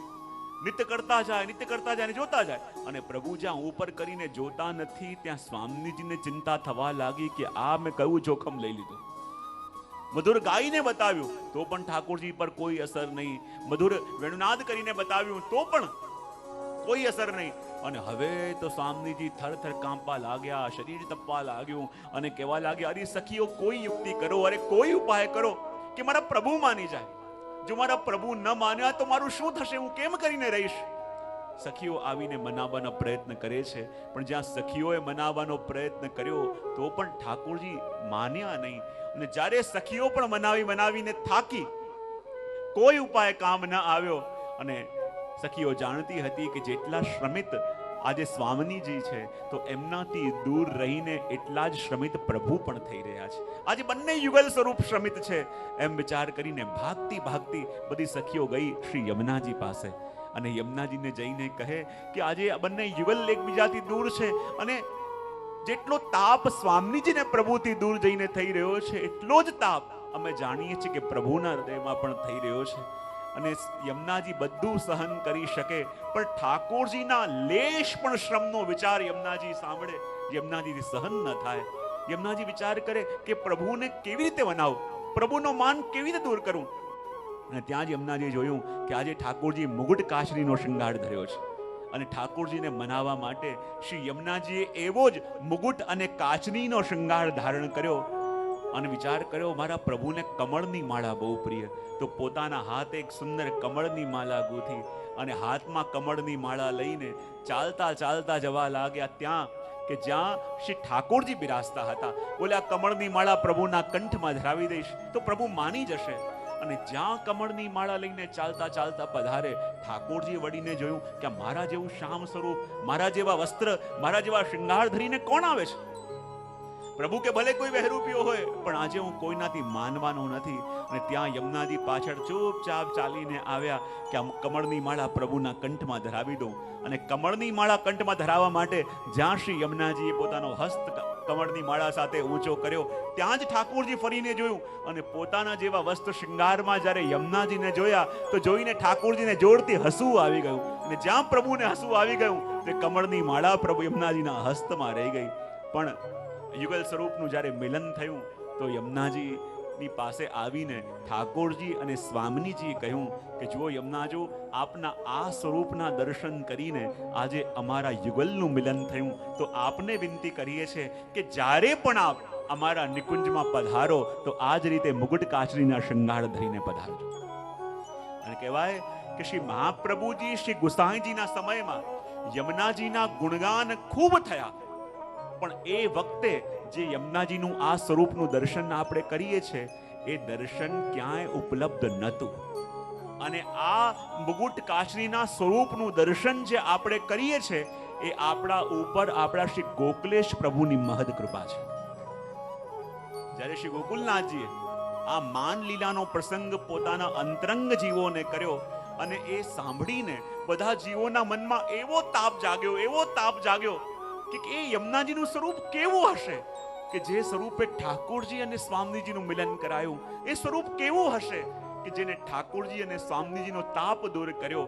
કૃપાનાથ કૃપા કરીને આપ કૃપા ન કરો તો એ સ્વરૂપના દર્શન અમને કેમ કરીને થાય. અને ત્યારે શ્રી ગોકુલનાથજી એક ચિત્રકારને બોલાવ્યો, નેત્ર બંધ કરી શ્રી યમુનાજીનું સ્મરણ કર્યું અને એ માન લીલાના પ્રસંગને યાદ કરી ઠાકોર યમુનાજીનું સ્વરૂપ કેવું છે જેમ જેમ વર્ણન કરતા ગયા ચિત્રકાર ચિત્ર બનાતો ગયો. અને જ્યારે વર્ણન કર્યું એ ચિત્ર સિદ્ધ થયું અને આ સ્વરૂપના દર્શન આપણને શ્રી ગોકુલેશ પ્રભુની કૃપાથી થાય છે. એટલા માટે આ માન લીલાના અનેક પ્રસંગ છે. જેમ આપણે કહીએ ને કે યમુનાજી મુગુટ કાશીનું સ્વરૂપ ધર્યું છે, હાથમાં કમળની માળા છે, તો આપણે ત્યાં કહેવાય કોઈને પણ મનાવવું હોય તો નીતિ શાસ્ત્રની અંદર 4 પ્રકાર બતાવ્યા છે મનાવવાના. કેટલા પ્રકાર? શામ, દામ, દંડ અને એ બધાને આવડે ભેદ. બોલે શામ, દામ, દંડ અને ભેદ, આ 4 રીતે કોઈને મનાવી શકાય. તો કહેવાય યમુનાજી સ્વામીજી છે ને એ આપણા નીતિ શાસ્ત્રમાં પણ બહુ જાણકાર. અને જ્યારે ઠાકોરજી માન લઈને બેઠા અને મનાવીને થાક્યા પણ માનતા નથી, તો સ્વામીજી કહે કે હવે આ યુક્તિથી પ્રભુને મનાવવા પડશે. તો યમુનાજીને બોલાવ્યા અને સૌથી પહેલા યમુનાજીને કહ્યું કે જુઓ યમુનાજી, આપ ઠાકોરજી પાસે જાઓ તો જઈને એમને સમજાવજો કે જો જ્યારથી આપ સ્વામીજીથી દૂર થયા છો, રડીને સ્વામીજીની આંખો સૂજી ગઈ છે, જો આખું દેહ વિયોગમાં તપી રહ્યું છે, એક ક્ષણ માટે પણ ચેન નથી, એક ક્ષણ માટે પણ આવું કંઈ આનંદ થતો નથી? યમુનાજી કે એવું લાગતું તો નથી, પણ સ્વામી કે તોય કહેજો કે આપણે દૂર જઈને બહુ વિયોગ થઈ રહ્યો છે, બહુ તાપ થઈ રહ્યો છે, અને છતાં ના માને તો પહેલા કહ્યું શામ એટલે કે સમજાવજો. પછી બીજું શું આવે? દામ. દામ એટલે લાલચ આપજો.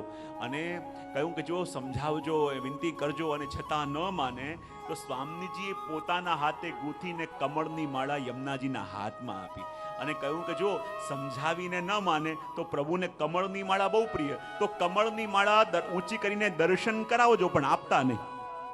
કે જો માનશો તો આ કમળની માળા મળશે, જો રીઝી જશો તો કમળની માળા મળશે. તો પહેલા કહ્યું શામ, બીજું દામ, ત્રીજું દંડ. યમુનાજીના હાથમાં સ્વામીજીએ એક છડી પણ આપી છે. તમે ઘણા ચિત્ર જોશો દેખાશે. હવે એનો ઉપયોગ શું કરવા કીધું તો મારી નથી કહેવું. તો શામ, દામ, દંડ અને ચોથું ભેદ.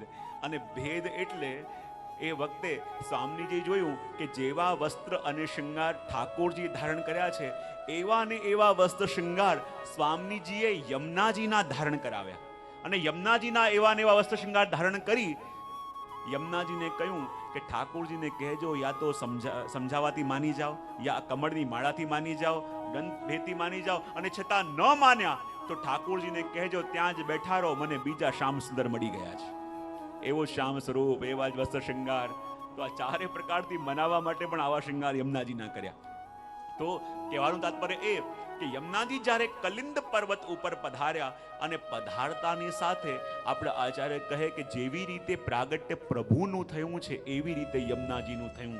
જેવી રીતે પહેલા આ મથુરામાં પધાર્યા, ત્યાંથી પછી આ પધાર્યા ગોકુલ, એવી રીતે યમુનાજી પધાર્યા કલિંદ પર્વત ઉપર અને ત્યાંથી વહેતા વહેતા પધાર્યા વ્રજ તરફ. અને જ્યારે યમુનાજી પધાર્યા અને યાદ આવી પોતાના પ્રભુની કે જે સ્થાન ઉપર મારા પ્રભુ પ્રગટવાના છે, જે મારા પ્રભુની લીલા સ્થલી છે, મારે તો ત્યાં જવું છે. અને યમુનાજી પધારતાની સાથે વહેવા લાગ્યા વ્રજ તરફ. કેવી રીતે? ઇન્દગિરી મસ્તકે મંદ પુરોશ્વરા વિલાસ ગમનોલસ પ્રકટ ગંડ શૈલોનતા સઘોષ ગતિ દંતુરા સમધિરૂઢ દુલોતમા મુકુંદરતે વર્ધને જયતિ પદ્મબંધો સુતા. કલિંદગિરી મસ્તકે પતદ મંદ પૂરોજ્વલા. અને કલિંદ પર્વત ઉપર આવીને યમુનાજી કેવી રીતે પડી રહ્યા છે? પતદ મંદ પૂરોજ્વલા છે તો શામ, પણ કલિંદ પર્વત પરથી એવી રીતે પડે છે કે ત્યાં ફીણ જાગવાને કારણ શામ હોવા છતાં પણ આપ કેવા લાગી રહ્યા છે? બોલે ગૌરવર્ણના. અને ગૌરવર્ણના લાગે છે. બોલે કેમ? કારણ કે મિલનની મુલાકાત છે ઠાકોરજીના દર્શનની, અને ઠાકોરજીના દર્શન માટે એવા તત્પર થયા છે કે ધીમે ધીમે શ્રી યમુનાજી વહેતા વહેતા જઈ રહ્યા છે. અને એનું વર્ણન પૂજ્ય જીજીએ પોતાના રચનામાં બહુ સુંદર કર્યું છે. યમુના ચાલી વજની વાટે. અને યમુનાજી જ્યારે કલિંદ પર્વત ઉપર પધાર્યા અને ત્યાંથી વ્રજ તરફ જઈ રહ્યા છે તો કેવું લાગી રહ્યું છે? એ વખતે આપના હાવ ભાવો કેવા છે એનું દર્શન ખૂબ સુંદર રીતે આની અંદર કરાયું છે. એનું દર્શન આપણે કરીએ. યમુના ચાલી વ્રજની વાટે રૂમ ઝુમ પાયલિયા.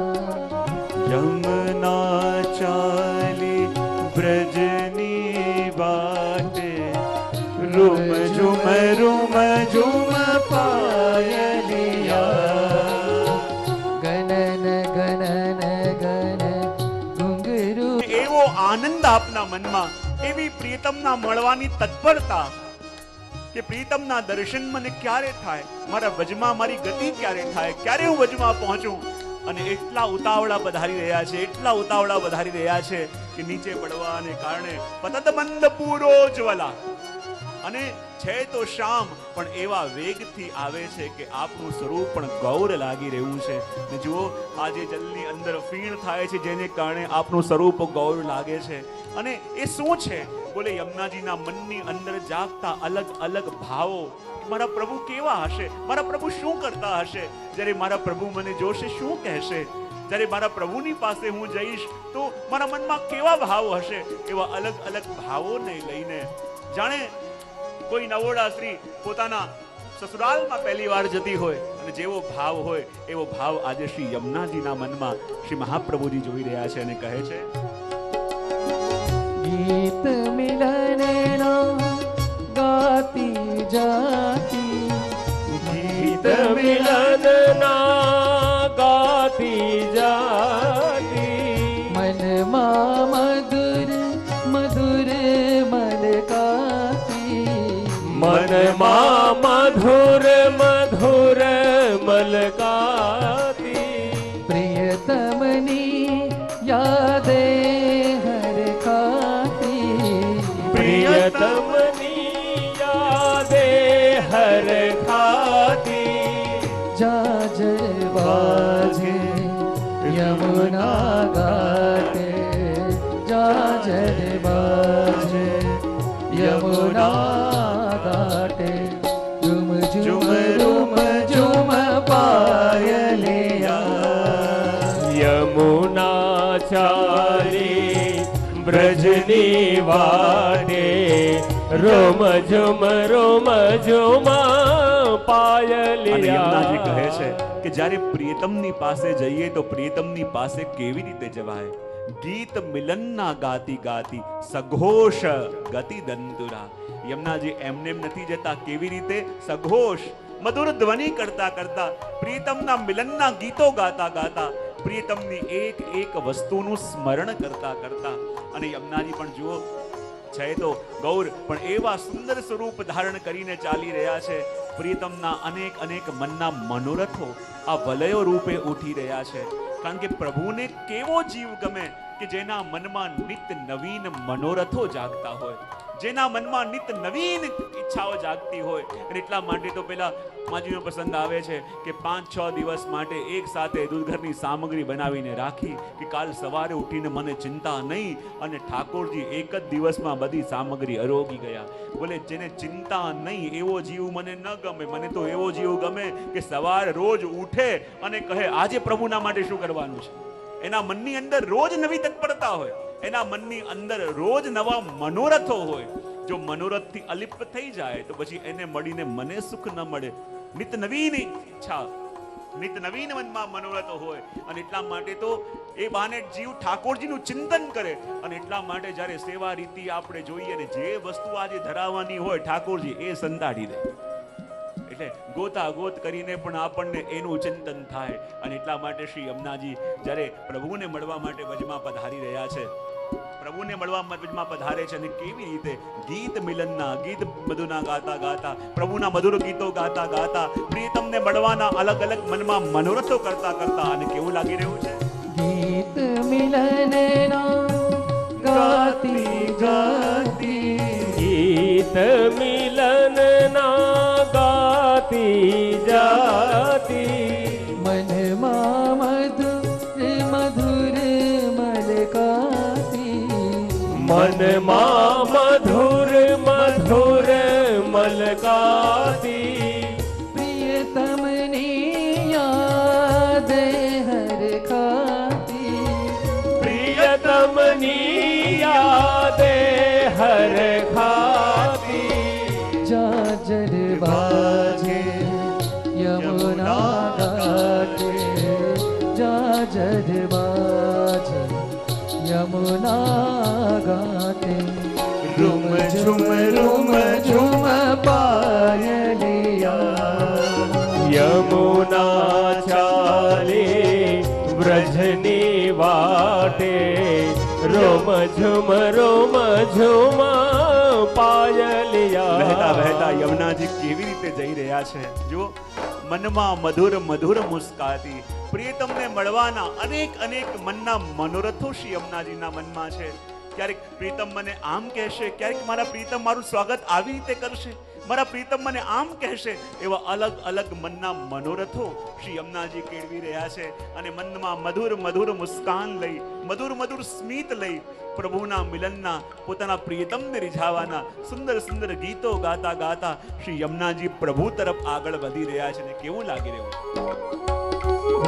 नहीं छिके हिचकाले की जड़ना ही छिके समधि रोड दौलतमा हये हरख लई लहराती हइये हरख लई लहराती वायु संगे वातो करती वायु संगे वातो करती झांझर बाजे यमुना घाटे झांझर बाजे यमुना घाटे रुम झुम पायलिया यमुना चाले व्रजनी वाटे रोम झुम झुम झुम पायलिया. મહાપ્રભુજી કહે કે જ્યારે યમુનાજી વહી રહ્યા છે અને એક એક પથ્થરો તૂટી તૂટીને ઉડી રહ્યા છે અને આજે જલનો અવાજ એવો લાગે છે કે માનો આ જલનો અવાજ નહીં પણ કોઈ કન્યા પરણીને એને સાસરે જતી હોય અને એના ચરણોમાં ધારણ કરેલા જેવો ઘુંઘરૂનો રણકાર થાય એવો રણકાર આજે શ્રી યમુનાજીના અંદરથી આવી રહ્યો છે. કારણ કે પ્રીતમના દર્શન કરવાના છે, પ્રીતમની મુલાકાત કરવાની છે.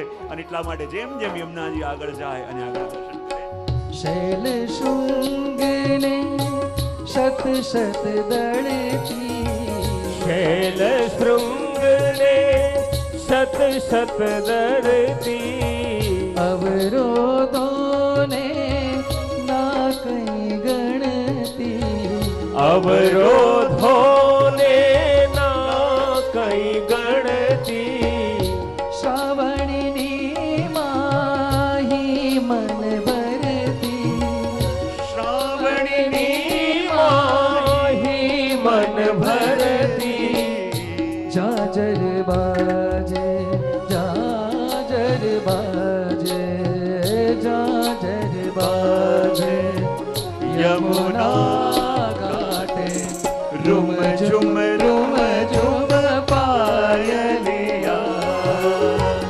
यमुना चाले व्रजनी वाटे रोम झुम पायलिया. गणन गणन गण घुंघरू बाजे गणन गणन गण घुंघरू बाजे मनमा गूंजे सावरिया यमुना चाले व्रजनी वाटे यमुना चाले व्रजनी वाटे रुम झुम पायलिया. मनमा गूंजे सावरिया मनमा तुझे सावरिया. श्याम सुंदर श्यामुने महारानी जी की जय. અને શ્રી યમુનાજી કલિંદ પર્વત ઉપર પધારીને કેવી રીતે વ્રજ તરફ વધી રહ્યા છે. અને માનો શ્રી યમુનાજી એવી રીતે પ્રભુ તરફ જઈ રહ્યા છે, માને આપણને કહેતા હોય કે પ્રભુ તરફ, પ્રભુની પાસે જવું હોય તો કેમ જવાય? કલિંદગિરી મસ્તકે પતત મંદ પૂરોજ્વલા. અને શ્રી યમુનાજી એટલા બધા વેગથી નીચે પડી રહ્યા છે અને એટલા બધા વેગથી નીચે પડે છે કારણ કે એટલી આતુરતા છે કે મારા પ્રભુની પાસે જલ્દી કેમ કરીને જાઉં, મારા પ્રભુનો વિયોગ કેમ કરીને સહન કરું. અને કલિંદ પર્વત પરથી ઠેઠ વજમાં આવવાનું છે તો યમુનાજીના મનમાં એટલો બધો તાપ છે, ક્યાંક મોડું ન થઈ જાય, ક્યાંક મારા પ્રભુ મારી પ્રતીક્ષા કરતા હશે અને મારી પ્રતીક્ષામાં પ્રભુને શ્રમ ન પડે, અને એટલા માટે એટલા બધા વેગથી નીચે આવે છે. સફેદ સફેદ ફીણ એની અંદર થઈ રહ્યું છે. અને કહેવાય કે જ્યારે યમુનાજી ધીમે ધીમે પધારે છે તો કેવી રીતે? બોલે વિલાસ ગમનો લસત પ્રકટ ગંડ શૈલોન્નતા. જ્યારે યમુનાજી કહેવાય કે જ્યારે કલિંદ પર્વતથી વ્રજ તરફ આવે છે તો યમુનાજીની ગતિ બિલકુલ સીધી છે. કેવી છે? કલિંદ પર્વત પરથી વ્રજ તરફ આવે છે તો યમુનાજી બિલકુલ સીધા વહે છે. પણ જ્યારે વ્રજમાં આવે છે તો યમુનાજીની ગતિ પછી સીધી નથી. કેવા છે? વિલાસ ગમનો લસત. યમુનાજીની ગતિ વિલાસપૂર્ણ થઈ જાય છે. બોલે કેવી રીતે? બોલે હમણાં સુધી જાણે સીધા સીધા ચાલતા ચાલતા આવતા હતા, પણ જ્યારે જેમ કોઈ કન્યા પરણીને એના સાસરે જાય અને સાસરે જાય એના પ્રિયતમ સામે ઊભા હોય અને જેવી રીતે એની ગતિની અંદર વિલાસિતા આવી જાય, એમ જ્યાં સુધી મહાપ્રભુજી કહે છે કલિંદ પર્વતથી વ્રજ સુધી પધાર્યા તો ગતિ સીધી, પણ જ્યાં વ્રજ આવ્યું ત્યારે યમુનાજી સીધા નહીં, પછી આપની ગતિ વિલાસપૂર્ણ ગતિ છે. યમુનાજી આમ આમ વહે છે. બોલે કેમ? બોલે પ્રિયતમ સામે ઊભા છે અને પ્રિયતમને રીઝે એવી ગતિ શ્રી યમુનાજી ધારણ કરે છે. અને એ પણ થાય ને, કારણ કે યમુનાજી કલિંદ પર્વત પરથી આવે છે તો સીધા વહે છે, પણ હવે સામે ઊભા છે ટેડા. બાંકે કો સભી બાંકો. સામે ઊભા છે ટેડા, તો ટેડાને રીઝવવું હોય તો એના જેવા થઈએ તો રીઝવી શકાય. હમણાં સુધી સીધા સીધા વહેતા વહેતા આવ્યા, પણ જ્યારે ઠાકોરજીને સામે જોયા અને યમુનાજીની ગતિ ટેડી થઈ ગઈ. હું ઘણી વાર કહેતો હું ને કે કોઈ પ્રભુને પૂછ્યું કે પ્રભુ આપ ટેડા કેમ છો? ઊભા રહો તો પણ ટેડા. જો જેટલા પણ દેવી દેવતા હોય બિચારા કેવા આપણને આમ ટટ્ટાર ઉભેલા દેખાય, પણ પ્રભુનું સ્વરૂપ ગમે ત્યાં કૃષ્ણનું જો ક્યાંય સીધા ન હોય, ટેડા જ હોય. તો કહેવાય કે જો બધા દેવી દેવતા એવા સીધા સીધા ઊભા હોય, આપ હંમેશા ટેડા. અને ટેડા, મુખ પણ ટેડું, પછી હાથ પણ ટેડા, વાલ પણ ટેડા, આંખોની ભ્રવરો પણ ટેડી, ચરણ પણ ટેડા, જોવાનું પણ ટેડું અને બોલવાનું પણ ટેડું. તો પ્રભુ આપ આવા ટેડા કેમ છો? તો પ્રભુ કે કારણ છે. બોલે શું? તો કહે કે જેમ એક દિવાલની અંદર એક ખીલી તમે નાખો અને ખીલી નાખ્યા પછી તમે ખેંચો તો બહાર નીકળી જાય, પણ દિવાલની અંદર એક ખીલી નાખો અને અંદર જઈને પછી ટેડી થઈ જાય તો નીકળે? બોલે ન નીકળે. તો પ્રભુ કહે હું પણ જ્યારે મારા જીવોને મળું તો એવો સીધો સાધો થઈને મળું કે મને સીધો માનીને મારા એમના હૃદયમાં મને પધરાવે, અને જ્યારે એમના હૃદયમાં જાઉં તો એવો ટેડો થઈ જાઉં, એવો ટેડો થઈ જાઉં કે લાખ કાઢવાનો પ્રયત્ન કરે એમના હૃદયમાંથી નીકળું નહીં, માટે ટેડો છું. અને એટલા માટે ગોપીઓ પણ કહે છે ને કે જેમ ટેઢી તલવાર હોય તો એને રાખવા માટે મ્યાન કેવી જોઈએ? તલવાર ટેઢી હોય તો એને રાખવા માટે મ્યાન પણ ટેઢી જોઈએ. તો અહીંયા કહેવાય કે આ ટેઢાને રીઝવવાના છે તો એની ભાષામાં વાત કરો તો એને સમજાય, એને ગમે એવી રીતે ચાલો તો એને ગમે, અને એની રીતે રહો તો એને ગમે. અને એટલા માટે જ્યારે ઠાકોરજીના પાસે યમુનાજી ચાલતા ચાલતા પધારે છે અને યમુનાજી ચાલતા વધારે તો કહેવાય એમની ગતિ પણ વિલાસપૂર્ણ ગતિ થઈ જાય. અને વિલાસપૂર્ણ ગતિ થઈ જાય એટલે જો આપણે ત્યાં આપણા પ્રભુ કેવા છે? બોલે રસિક શિરોમણી. કેવા છે? અને રસિક શિરોમણી છે એટલે આપણે ત્યાં પ્રભુની પાસે જઈએ તો બિલકુલ આમ નીરસ થઈને કે નિરુત્સાહી થઈને, અંદર આમ જરાય કોઈ ઈચ્છા ન રહી હોય એવી રીતે ગયા હોય ને તો પ્રભુને પણ ન ગમે. આપણા પ્રભુ તો રસિક શિરોમણી છે એટલે પ્રભુની પાસે પણ કેવી નહીં. પેલા ગુસાઈજી પાસે 3 લોકો આવ્યા, અમારે ઠાકોરજીની સેવા કરવી છે. શ્રી ગુસાઈજી પહેલું પૂછ્યું તને શોખ શું છે? પેલો કે મને તો ગાવાનો બહુ શોખ છે. બોલે હા તને ઠાકોરજી પધરાવીશ. બીજાને પૂછ્યું તને શું શોખ છે? બોલે મને તો અત્તરનો બહુ શોખ. ગુસાઈજી કે તને ઠાકોરજી પધરાવીશ. ત્રીજાને કહ્યું તને શું શોખ? બોલે મને કઈ શોખ વોખ કોઈ રહ્યા જ નથી, મારે તો ઠાકોરજીની સેવા કરવી છે. બોલે તું કોઈ શોખ નથી તો આ રસિક શિરોમણી તું સુખ કેવી રીતે આપીશ? તારા કામનું નથી. તું જંગલમાં જઈને તપ કરે ને એ સારું છે. અમારા પ્રભુ તો એવા રસિક શિરોમણી છે, એવા શોખીન છે કે એને તો નિત્ય નવીન વસ્તુ જોઈએ, અને નિત્ય નવીન રીતે પ્રભુને રીઝવવા પડે. અને એટલા માટે તો આપણે ત્યાં કહેવાય, પ્રભુની પાસે જઈએ તો પણ એવી રીતે જઈએ કે પ્રભુને જોઈને પણ આનંદ થાય. ઘણીવાર જતા હોઈએ એવી રીતે સેવામાં જતા હોય, આમ વસ્ત્રો એકના એક અપ્રસના મૂકેલા હોય ને એવા ચૂથાઈ ગયા હોય, ને એવા વેર વિખેર થઈને પ્રભુની પાસે જઈએ કે કદાચ પ્રભુના મંગલા કરાવીએ અને પ્રભુને પણ લાગે સવારે સવારે આનો મોઢું જોયું. આજે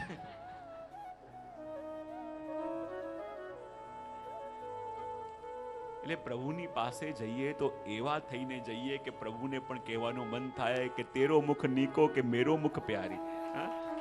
પ્રભુને પણ કોમ્પિટિશન કરવાનું મન થવું જોઈએ. પ્રભુ પોતાનું સૌંદર્ય ઓર વધારે એવા થઈને જઈએ તો આપણને લાગે કે આ પ્રભુને સુખ આપી રહ્યા છે. અને એટલા માટે શ્રી યમુનાજી જ્યારે પ્રભુની પાસે પધારે છે તો કેવી રીતે વિલાસ ગમનો લસત, કારણ કે વિલાસપૂર્ણ ગતિથી યમુનાજી ઠાકોરજીની ઓર જાય છે. અને પ્રકટ ગંડ શૈલોન્નતા, અને જેટલા પણ માર્ગની અંદર પથ્થરો છે, પથ્થરો ઉછળીને પડી રહ્યા છે. એ પથ્થરો ઉછળીને કેમ પડી રહ્યા છે?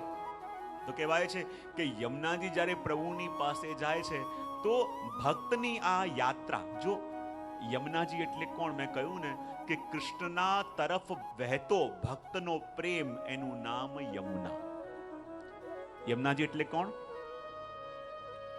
કૃષ્ણની તરફ વહેતો. જો પ્રભુએ આપણને પ્રેમ તો આપ્યો, બરાબર, પ્રેમ આપ્યો શેના માટે? કે એને આપણે પ્રભુ તરફ વહેતો કરીએ. અને એ પ્રેમ જ્યારે પ્રભુ તરફ વહેતો થાય ત્યારે એનું નામ યમુના થઈ જાય.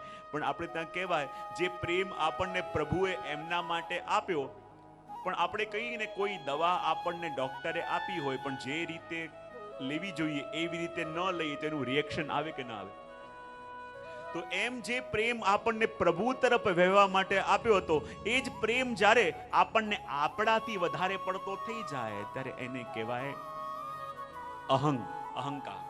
જ્યારે એ જ પ્રેમ આપણને સંસારના કોઈથી થઈ જાય તો એને કહેવાય મોહ યા આસક્તિ. આ બધા શું છે? જ્યારે આપણને વધારે પડતો આપણાથી પ્રેમ થઈ જાય ત્યારે બીજા માટે રાગ અને દ્વેષ જાગે. આ બધું શું છે? બોલે પ્રેમ રૂપી દવાને જેવી રીતે લેવી જોઈએ એવી રીતે લીધી નથી, એટલે એના આવેલા બધા રિએક્શન્સ છે. જે પ્રેમ પ્રભુ તરફ વહેવો જોઈએ આપણાથી વધારે પડતો થઈ જાય કે હું આમ ત્યારે એ અહંકાર બની જાય. જ્યારે એ પ્રેમ પોતાની પદવી, પોતાની પોઝિશન્સથી થઈ જાય અને બીજાને આપણે ગૌણ કરવા લાગીએ ત્યારે એ રાગ અને દ્વેષ બને. અને આ બધા ભાવો શું છે? બોલે એ પ્રેમના જ રિએક્શન્સ છે. અને એટલા માટે કહ્યું કે પ્રગટ ગંડ શૈલોન્નતા, એટલે જ્યારે એક ભક્તનો પ્રેમ વહેતો વહેતો પ્રભુ તરફ જતો હોય તો એની અંદર ઘણા બધા અવરોધો પણ આવે. પણ શ્રી યમુનાજી કૃપા કરી ભક્તને ભગવાનને મળવા માટેના જેટલા અવરોધો છે એ અવરોધોનું ખંડન પણ શ્રી યમુનાજી કરે. આ માર્ગમાં આવતા જેટલા પથ્થરો છે એને પણ શ્રી યમુનાજી દૂર કરે અને જીવને ગતિ પ્રભુ તરફ આપે. અને જેમ જેમ જીવ પ્રભુ તરફ આગળ વધતો જાય એમ એમ શ્રી યમુનાજી એની ઉપર અનુકંપા કરે. એટલે માટે કહું પ્રગટ ગંડ શૈલોન્નતા. બધા પથ્થરો ઉછળીને આમ પડી રહ્યા છે. અને આ પથ્થરો ઉછળી રહ્યા છે એ શું છે? માર્ગમાં આવેલા બધા અવરોધો છે. એ અવરોધોને ઉછાળતા આ પ્રભુ તરફ વધી રહ્યા છે. અને આપણે પણ જ્યારે પ્રભુના તરફ જતા હોઈએ અને માર્ગમાં જે અવરોધો આવે એ અવરોધોને દૂર કરવા વાળા પણ આપણા શ્રી યમુનાજી છે. એટલે કહ્યું કે વિલાસ ગમનો લસત પ્રકટ ગંડ શૈલોન્નતા સઘોષ ગતિ દંતુરા. અને જ્યારે યમુનાજી ધીમે ધીમે વ્રજ તરફ પધારે છે અને વ્રજમાં પધારે છે તો આપ કેવી રીતે પધારે છે? સઘોષ. કેવી રીતે? સુંદર અવાજ કરતા યમુનાજી પધારે છે. બોલે કેમ? કારણ કે જ્યારે પણ ઠાકોરજીની પાસે યમુનાજી જાય છે તો સુંદર મંગલ ધ્વનિ કરતા જાય. દોર કર શોર કર જાય પિય સો કહે, અતિ ही આનંદ મન में જો હરખે. માનો યમુનાજી એમને એમ અહીંયા પ્રભુ પાસે નથી આવ્યા પણ પોતાના જીવોના સમાચાર લઈને આવ્યા છે. અને એટલા માટે અહીંયા યમુનાજી પ્રભુની પાસે જઈ રહ્યા છે. સઘોષ ગતિ દંતુરા સમધિરોડ દોલોત્તમા. અને આ જ પંક્તિ કે જે વર્ણન અહીંયા શ્રી મહાપ્રભુજી કરે છે, એ જ વર્ણન આપણા ગોવિંદ સ્વામી કરે છે કે શ્યામ સંગ શ્યામ વહે રહી શ્રી યમુને. એનું દર્શન આપણે કરીએ, કારણ કે યમુનાજીનું ગુણગાન જે શ્રી મહાપ્રભુજીએ કર્યું છે એની સાથે સાથે આપણે અષ્ટસખાની વાણીનો પણ સમન્વય કરીશું. અને એ જ વસ્તુ કે જ્યારે યમુનાજી વ્રજમાં પધાર્યા અને વ્રજમાં પધાર્યા ત્યારે એમનું દર્શન કરીને ઠાકોરજીને કેવું લાગી રહ્યું છે અને યમુનાજીના મનના શું ભાવ છે એનું વર્ણન એમાં કરતા ગોવિંદ સ્વામી કહે છે, શ્યામ સંગ શ્યામ વહે રહી શ્રી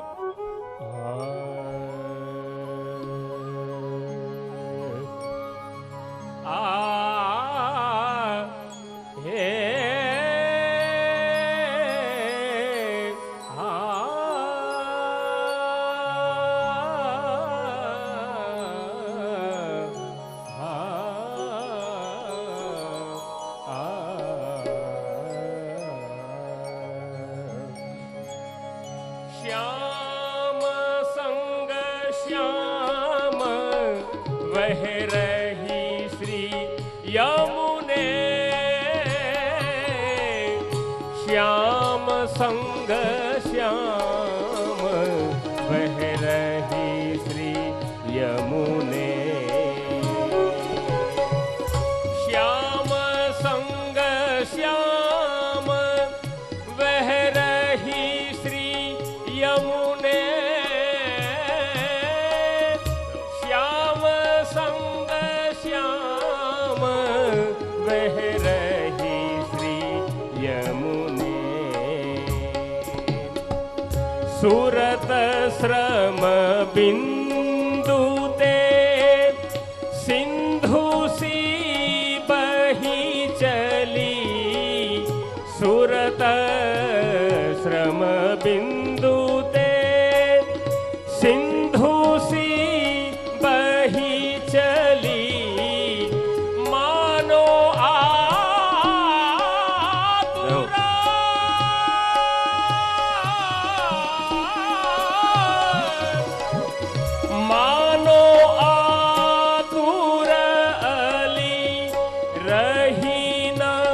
भवने.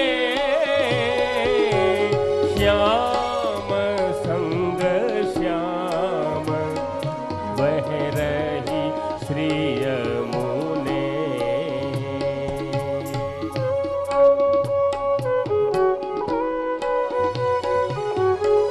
પાંચમું પદ તેની પાસે બુક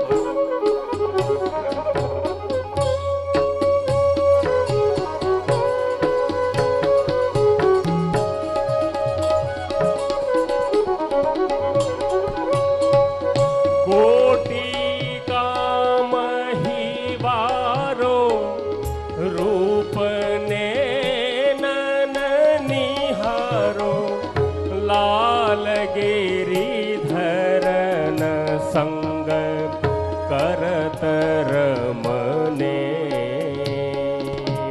कोटि काम ही वारो रूप ने नन निहारो.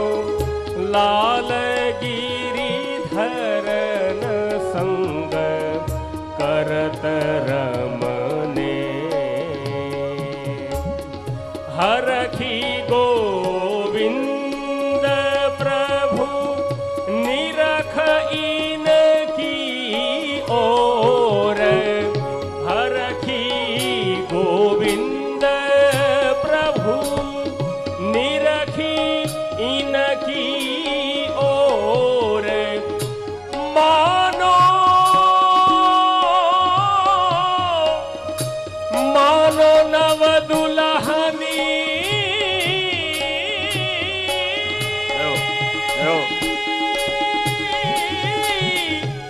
मानो नव दुल्हनी आई गवने. श्याम संग श्याम वह रही श्री यमुने. श्याम संग श्याम वह यमुने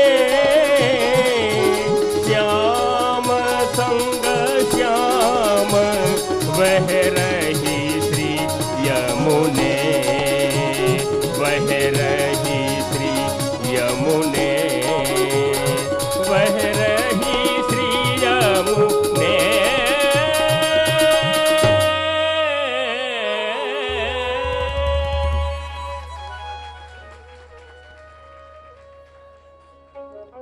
ખૂબ સુંદર વર્ણન ગોવિંદ સ્વામી અહીંયા કરે છે શ્રી યમુનાજીના સ્વરૂપનું દર્શન કરીને, કે જ્યારે યમુનાજી વહેતા વહેતા વહેતા વહેતા પ્રભુની પાસે આવે છે અને આજે યમુનાજી કહેવા લાગે છે કે પ્રભુને દીજાવા માટે શ્યામ સંગ શ્યામ વહે રહી શ્રી યમુને. આજે યમુનાજી પ્રભુને મળવા માટે, શ્યામને મળવા માટે શ્યામ થઈને આવી રહ્યા છે. અને ગોવિંદ સ્વામીને આ દર્શન ક્યારે થયા કે જેથી કહી રહ્યા છે કે શ્યામ સંગ. એક લીલા એવી પણ છે કે જ્યારે એકવાર શ્રી યમુનાજીના તટ ઉપર ઠાકોરજી અને શ્રી રાધાજી એમના પરિકર સાથે મળ્યા અને પ્રભુ અને રાધાજી કહે કે ચાલો આપણે કંઈક રમીએ. તો સ્વામીજી કહે પ્રભુ એક નવીન રમત આજે રમીએ. બોલે શું? કે આપણે એક પછી એક યમુનાજીની અંદર સંતાઈ જઈએ અને જે ગોતી લે એ જીત્યો, અને જે જીતે તો સામેવાળાએ એ જે માંગે એને આપવું પડે. બોલે ઠીક છે. તો પ્રભુ કહે એવું કરો, સ્વામીજી પહેલા આપ સંતાઓ અને હું આપને ગોતી લઉં, અને જો આપને ગોતી લઉં તો હું જે માંગુ એ આપે આપવું પડે. સ્વામી કે ઠીક છે. અને કહેવાય કે જ્યાં યમુનાજીમાં કમર સુધીના જલમાં બંને પધાર્યા, અને જ્યાં બંને પધાર્યા અને પહેલે સંતાવાનો વારો હતો સ્વામીજીનો. અને જ્યારે સ્વામીજી કહ્યું પ્રભુ આપ નેત્ર બંધ કરો, પ્રભુએ નેત્ર બંધ કરી લીધા અને કહે હું જ્યારે જલમાં સંતાવું પછી આપ ગોતવા માટે આવજો. પ્રભુ કે ઠીક છે. અને જ્યાં 2 મિનિટમાં પ્રભુએ આંખો ખોલી અને સ્વામીજી શું કર્યું? યમુનાજીની અંદર ડૂબકી લગાવી દીધી. અને જ્યાં પ્રભુએ નેત્ર ખોલ્યા તો યમુનાજી કેવા? બોલે શ્યામ. અને સ્વામીજી કેવા? બોલે કંચન વર્ણી, સ્વર્ણ જેવો આપનો વર્ણ છે.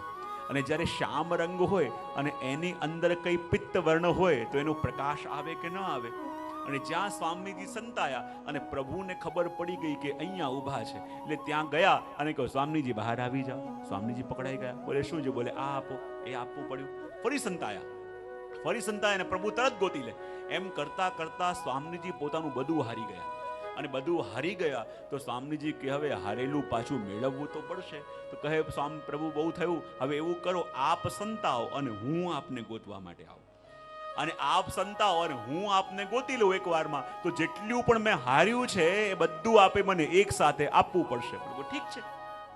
અને જ્યારે સ્વામીજીને કહ્યું કે આપ નેત્ર બંધ કરો અને હું સંતાઈ જાઉં છું, અને જ્યાં સ્વામીજીએ નેત્ર બંધ કર્યા અને જ્યાં ઠાકોરજીએ ડૂબકી શ્રી યમુનાજીની અંદર મારી અને યમુનાજી એવા પ્રસન્ન થઈ ગયા કે આજે ઠાકોરજી મારી પાસે આવ્યા અને જ્યાં સ્વામીજીએ નેત્ર ખોલ્યા તો મારા પ્રભુને કોઈ જોઈ ના જાય એમ કહીને યમુનાજીએ પોતાની શામલતા એટલી વધારી દીધી કે ગોવિંદ સ્વામી જોઈને કહેવા લાગ્યા કે આજ શ્યામ સંગ શ્યામ વહે રહી શ્રી યમુને.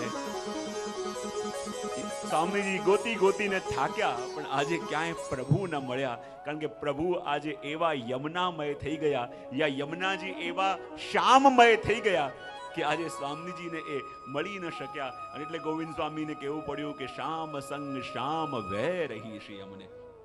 અને એ કહે જો જ્યારે યમુનાજી પ્રભુને મળવા માટે જઈ રહ્યા છે અને ધીમે ધીમે જેમ વિલાસપૂર્ણ ગતિથી જઈ રહ્યા છે, તો આ યમુનાજી કેવા છે? બોલે શ્યામ સાથે છે અને શ્યામ જેવા થઈને જઈ રહ્યા છે કે શ્યામ સંગ શ્યામ વહે રહી શ્રી યમુને.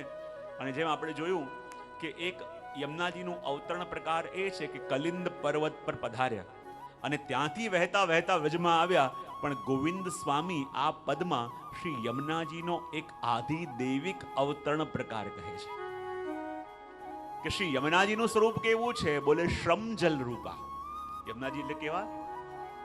જ્યારે ઠાકોરજીએ રાસ કર્યો અને ઠાકોરજી અને સ્વામીજીએ જ્યારે રાસ કર્યો અને રાસ કરતા કરતા જે શ્રમજલ બિંદુ આપના મસ્તક પર પ્રગટ થયા, યમુનાજીનું એક સ્વરૂપ એ પણ છે. અને એટલે ગોવિંદ સ્વામી આ પદમાં યમુનાજીનો એક આધિદૈવિક પ્રાગટ્ય આપણને વર્ણન કરાવે છે અને કહે છે કે સુરત શ્રમ બિંદુ તે સિંધુસી બહી ચલી. બોલે સુરત શ્રમ બિંદુ તે સિંધુસી બહી ચલી એટલે જ્યારે ઠાકોરજીએ રાસ કર્યો અને રાસ કરતા કરતા એટલો આનંદ પ્રભુના હૃદયમાં જાગ્યો, એટલો આનંદ પ્રભુના હૃદયમાં જાગ્યો કે પ્રભુના હૃદયમાં જાગેલો એ આનંદ પ્રભુના મસ્તક ઉપર શ્રમજલ બિંદુ રૂપે પ્રગટ્યો. કેવી રીતે પ્રગટ્યો? શ્રમજલ બિંદુ રૂપે. શ્રમજલ બિંદુ રૂપે જ્યારે એ પ્રભુના મસ્તક ઉપર પ્રગટ્યો અને એ જ શ્રમજલ બિંદુઓ જ્યારે વહેતા વહેતા ઠાકોરજીના નેત્ર પાસે આવ્યા તો પ્રભુના નેત્રનું કાજળ એમાં ભળ્યું અને રંગ શ્યામ થયો. એ જ શ્રમજલ બિંદુ વહેતું વહેતું પ્રભુના અધર પાસે આવ્યું અને અધરના પાનની પીકનો રંગ ભળ્યો, રંગ રક્ત શ્યામ થયો. અને જ્યારે નેત્ર પાસે આવ્યું તો એ જલ નેત્રામૃત થયું. અધર પાસે આવ્યું, અધરામૃત થયું. અને આખા શ્રીઅંગમાં વહેતા વહેતા જ્યારે ચરણની રજ ભળી એ ચરણામૃત થયું. અને વહેતું વહેતું આગળ ગયું એ જ જલ શ્રી યમુનાજીનું સ્વરૂપ. જ્યારે શ્રમજલ બિંદુ વહેતા વહેતા નેત્ર પાસે આવ્યા અને નેત્રના કાજલનો રંગ ભળ્યો, રંગ કેવું થયું? શ્યામ. અને નેત્રામૃત થયું. મુખ પાસે આવ્યું, મુખનો પાનનો પીક એમાં બળ્યો અને અધરામૃત બન્યું. અને આખા શ્રીઅંગનો અનુભવ કરતા કરતા ઠાકોરજીના ચરણ પાસે આવ્યું અને ચરણની રજ એમાં ભળી ચરણામૃત થયું. અને એ જ સ્વરૂપ શ્રી યમુનાજીનું. અને માટે કહે સુરત શ્રમ બિંદુ તે સિંધુસી બહી ચલી. અને કેવું લાગી રહ્યું છે જ્યારે વચમાં આવ્યા? માનો આતુર અલી રહી ન ભવને. જાણે કોઈ આતુર કન્યા કે જે પહેલી વાર પોતાના સાસરે આવી રહી છે અને સાસરે આવી રહી હોય અને જેવા મનની અંદર એના મનોરથ જાગે, જેવા અલગ અલગ ભાવો એના મનમાં ચાલતા હોય, જેવી એક ચંચલતા એના નેત્રોમાં હોય, જેવું એક સ્મિત એના મુખની અંદર હોય, જેવી રીતે ગતિમાં વિલાસિતા હોય, જેવી રીતે મન અનેક અનેક મનોરથોથી પ્રફુલ્લિત હોય, એવો જ અનુભવ આજે શ્રી યમુનાજીના મુખમાં આજે થઈ રહ્યો છે. અને કહ્યું કે માનો આતુર અલી રહી ન ભવને. અને એ વખતે યમુનાજીનું સ્વરૂપ કેવું લાગે છે કે કોટી કામ વારો. કે કહેવાય કે સૌંદર્યમાં સૌથી શ્રેષ્ઠ કોણ કહેવાય? બોલે કામદેવ. અને કહેવાય યમુનાજીનું સ્વરૂપ આજે એવું લાગે છે કે જેની ઉપમા આપવા માટે આ જગતમાં કોઈ નથી. બોલે આ સ્વરૂપની આગળ હું કરોડો કરોડો કામદેવોનું સૌંદર્ય નોછાવર કરીને ફેંકી દઉં તો પણ શ્રી યમુનાજીના આ સ્વરૂપની બરાબરી કોઈ કરી ન શકે. માટે કહ્યું કોટી કામ વારો રૂપ નૈનન નિહારો. અને યમુનાજીનું સ્વરૂપ એવું છે કે બસ લાગે કે નૈનોથી નિહાળતા જ રહીએ, નિહાળતા જ રહીએ, નૈનોથી એના દર્શન કરતા જ રહીએ. અને લાલ ગિરિધરન સંગ કરત રમને. અને જ્યારે યમુનાજી જેવા પધાર્યા અને ઠાકોરજી સામે ઊભા હતા અને સામે સ્વાગત કરવા ઊભા હતા અને કેવું લાગતું હતું? હરખી ગોવિંદ પ્રભુ નિરખી ઇનકી ઓર. હરખી ગોવિંદ પ્રભુ નિરખી ઇનકી ઓર માનો નવ દુલ્હની આઈ જો ગવને. અને જ્યારે યમુનાજી વ્રજની અંદર પધાર્યા અને માનો સ્વાગત કરવા માટે પ્રભુ ઊભા હતા અને કેવું લાગે કે જેમ પેલી કન્યા લગ્ન કર્યા પછી એનું આણું થાય અને પહેલી વાર સાસરે આવે, સામે પ્રિયતમ ઊભા હોય, પણ ઘરના બીજા બધા વડીલો પણ ઊભા હોય, પણ નેત્રોમાં લાલસા હોય પ્રિયતમના દર્શનની, પણ મનમાં સંકોચ પણ હોય કે ઘરના બધા લોકો ઊભા છે. નેત્ર વ્યાકુલ હોય પ્રિયતમની ઝલક માટે, પણ મન સંકોચ કરે છે કે બધા ઊભા છે. અને નેત્રમાં લાલસા અને મનમાં સંકોચ જેવા ભાવ એની અંદર હોય, એવા જ ભાવના દર્શન આજે યમુનાજીના અંદર થઈ રહ્યા છે. પણ પ્રભુ જાણી ગયા કે શ્રી યમુનાજી જોવા માંગે છે ને ત્યારે હરખી ગોવિંદ પ્રભુ નિરખી ઇનકી ઓર. ને જ્યારે ઠાકોરજીએ પોતે મંદ મંદ સ્મિત કરીને શ્રી યમુનાજીની ઓર જોયું અને નેત્રો દ્વારા શ્રી યમુનાજીનું સ્વાગત એવી રીતે કર્યું કે જાણે માનો નવ દુલ્હની આઈ જ ગૌને. અને એવી રીતે સ્વાગત કર્યું એ વર્ણન અહીંયા ગોવિંદ સ્વામી આપણને કરીને બતાવે છે. અને એ જ વસ્તુ આગળ અહીંયા શ્રી મહાપ્રભુજી કહી રહ્યા છે કે સઘોષ ગતિ દંતુરા. સઘોષનો એક મતલબ થાય અવાજ કરતા કરતા અને ઘોષનો એક મતલબ થાય વ્રજ. ઘોષના બે અર્થ થાય. સઘોષ એટલે અવાજ કરતા કરતા અને ઘોષનો એક અર્થ થાય વ્રજમાં. કે જે સઘોષ ગતિ દંતુરા. જ્યારે વ્રજની અંદર શ્રી યમુનાજી ધીમે ધીમે પધારી રહ્યા છે અને ધીમે ધીમે પધારી રહ્યા છે અને કેવું લાગે છે, સમધિરૂઢ દોલોત્તમા, અને જલ એવી રીતે આમ આમ હલી રહ્યું છે કે જાણે કોઈ કન્યા હોય એને સાસરે જતી હોય અને ચાર લોકો ડોલીમાં લઈને ન જાય, અને ડોલી જેમ જેમ હલે તો આજે જલનું સ્વરૂપ પણ એવી રીતે હિલોરા લઈ રહ્યું છે કે જાણે આ યમુનાજી પોતાના પ્રિયતમને મળવા સાસરે જતા હોય. અને શ્રી યમુનાજી કેવા છે, બોલે સઘોષ ગતિ દંતુરા સમધિરૂઢ દોલોત્તમા. અને એ વખતે યમુનાજીના મનની અંદર દંતુરા અનેક અનેક ભાવો, અનેક મનના અંદર વિચારો ચાલી રહ્યા છે. કારણ કે જુઓ, આ યમુનાજીનું કલિંદ પર્વત પરથી વજમાં આવવું એ આપણી આધ્યાત્મિક યાત્રા પણ કહી શકીએ. કારણ કે આપનો પ્રેમનો પ્રવાહ છે, અને પ્રેમનો પ્રવાહ પ્રભુ સુધી કેવી રીતે આવે, પ્રભુ સુધી કેવી રીતે પહોંચે. કેટલી વાર ઉપરથી પડવું પણ પડે, કેટલી વાર રસ્તામાં અવરોધો આવશે, અવરોધોને તોડવું પણ પડે, અને કેવી રીતે વહેતા વહેતા પ્રભુની પાસે જવું પડે. એ આ આખી એક જીવના હૃદયમાં જાગેલી એ યાત્રા કે જે પ્રભુ સુધી પહોંચાડે છે, એ આખી ગતિ આ કલિંદગીરી મસ્તકે ઉપરથી સિદ્ધ થાય છે. કારણ કે જુઓ, આ જીવનની અંદર ભક્તની યાત્રા અને ભક્તના મનના મનોરથો યદિ કોઈ પૂરા કરે તો કોણ પૂરા કરે છે, બોલે શ્રી યમુનાજી. કોણ પૂરા કરે છે? અને હું કાયમ મારા પ્રવચનમાં કહેતો હોઉં કે એક હોય ઈચ્છા અને એક હોય મનોરથ. કેટલી વસ્તુ કહી મેં? પહેલી કઈ ગઈ? અને બીજું, અહીંયા બેસેલા આપણે બધા જીવ માત્ર મનમાં ઈચ્છા તો કરીએ છીએ, થાય છે કે નહીં? પણ દરેકની ઈચ્છા મનોરથ બની શકે છે? તો કહેવાય એક હોય ઈચ્છા અને એક હોય મનોરથ. તો ઈચ્છામાં અને મનોરથમાં શું ભેદ? તો આપણે ત્યાં કહેવાય કે જ્યારે આપણા મનમાં જાગે એને કહેવાય ઈચ્છા. પણ જેવી ઈચ્છા આપણા મનમાં આપણા પ્રભુ માટે જાગી, બરાબર એ જ વખતે એવી જ ઈચ્છા પ્રભુના મનમાં જ્યારે આપણા માટે જાગે ત્યારે ઈચ્છા ન રહેતા એને મનોરથ કહેવાય.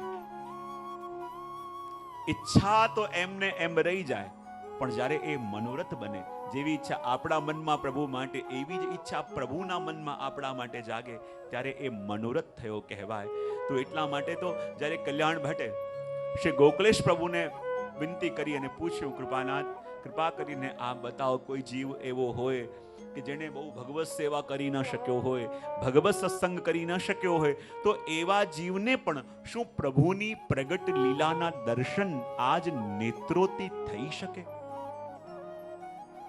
કલ્યાણ ભટ્ટે શું પૂછ્યું ગોકુલનાથજીને કે કૃપાનાથ, કોઈ એવો જીવ કે જે જીવનમાં બહુ ભગવત સત્સંગ કે સેવા કરી ન શક્યો હોય તો પણ એને આજ દેહથી શું પ્રભુની પ્રગટ લીલાના દર્શન થઈ શકે? તો ગોકુલનાથજીએ કહ્યું કે હા, થઈ શકે.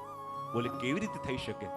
તો કહ્યું કે જ્યારે એ જીવ ભગવદી બને, જ્યારે ભગવદી બને ત્યારે એ કૃતાર્થ થાય, અને જ્યારે કૃતાર્થ થાય તો આજ નેત્રોથી પ્રભુની પ્રગટ લીલાના દર્શન થાય.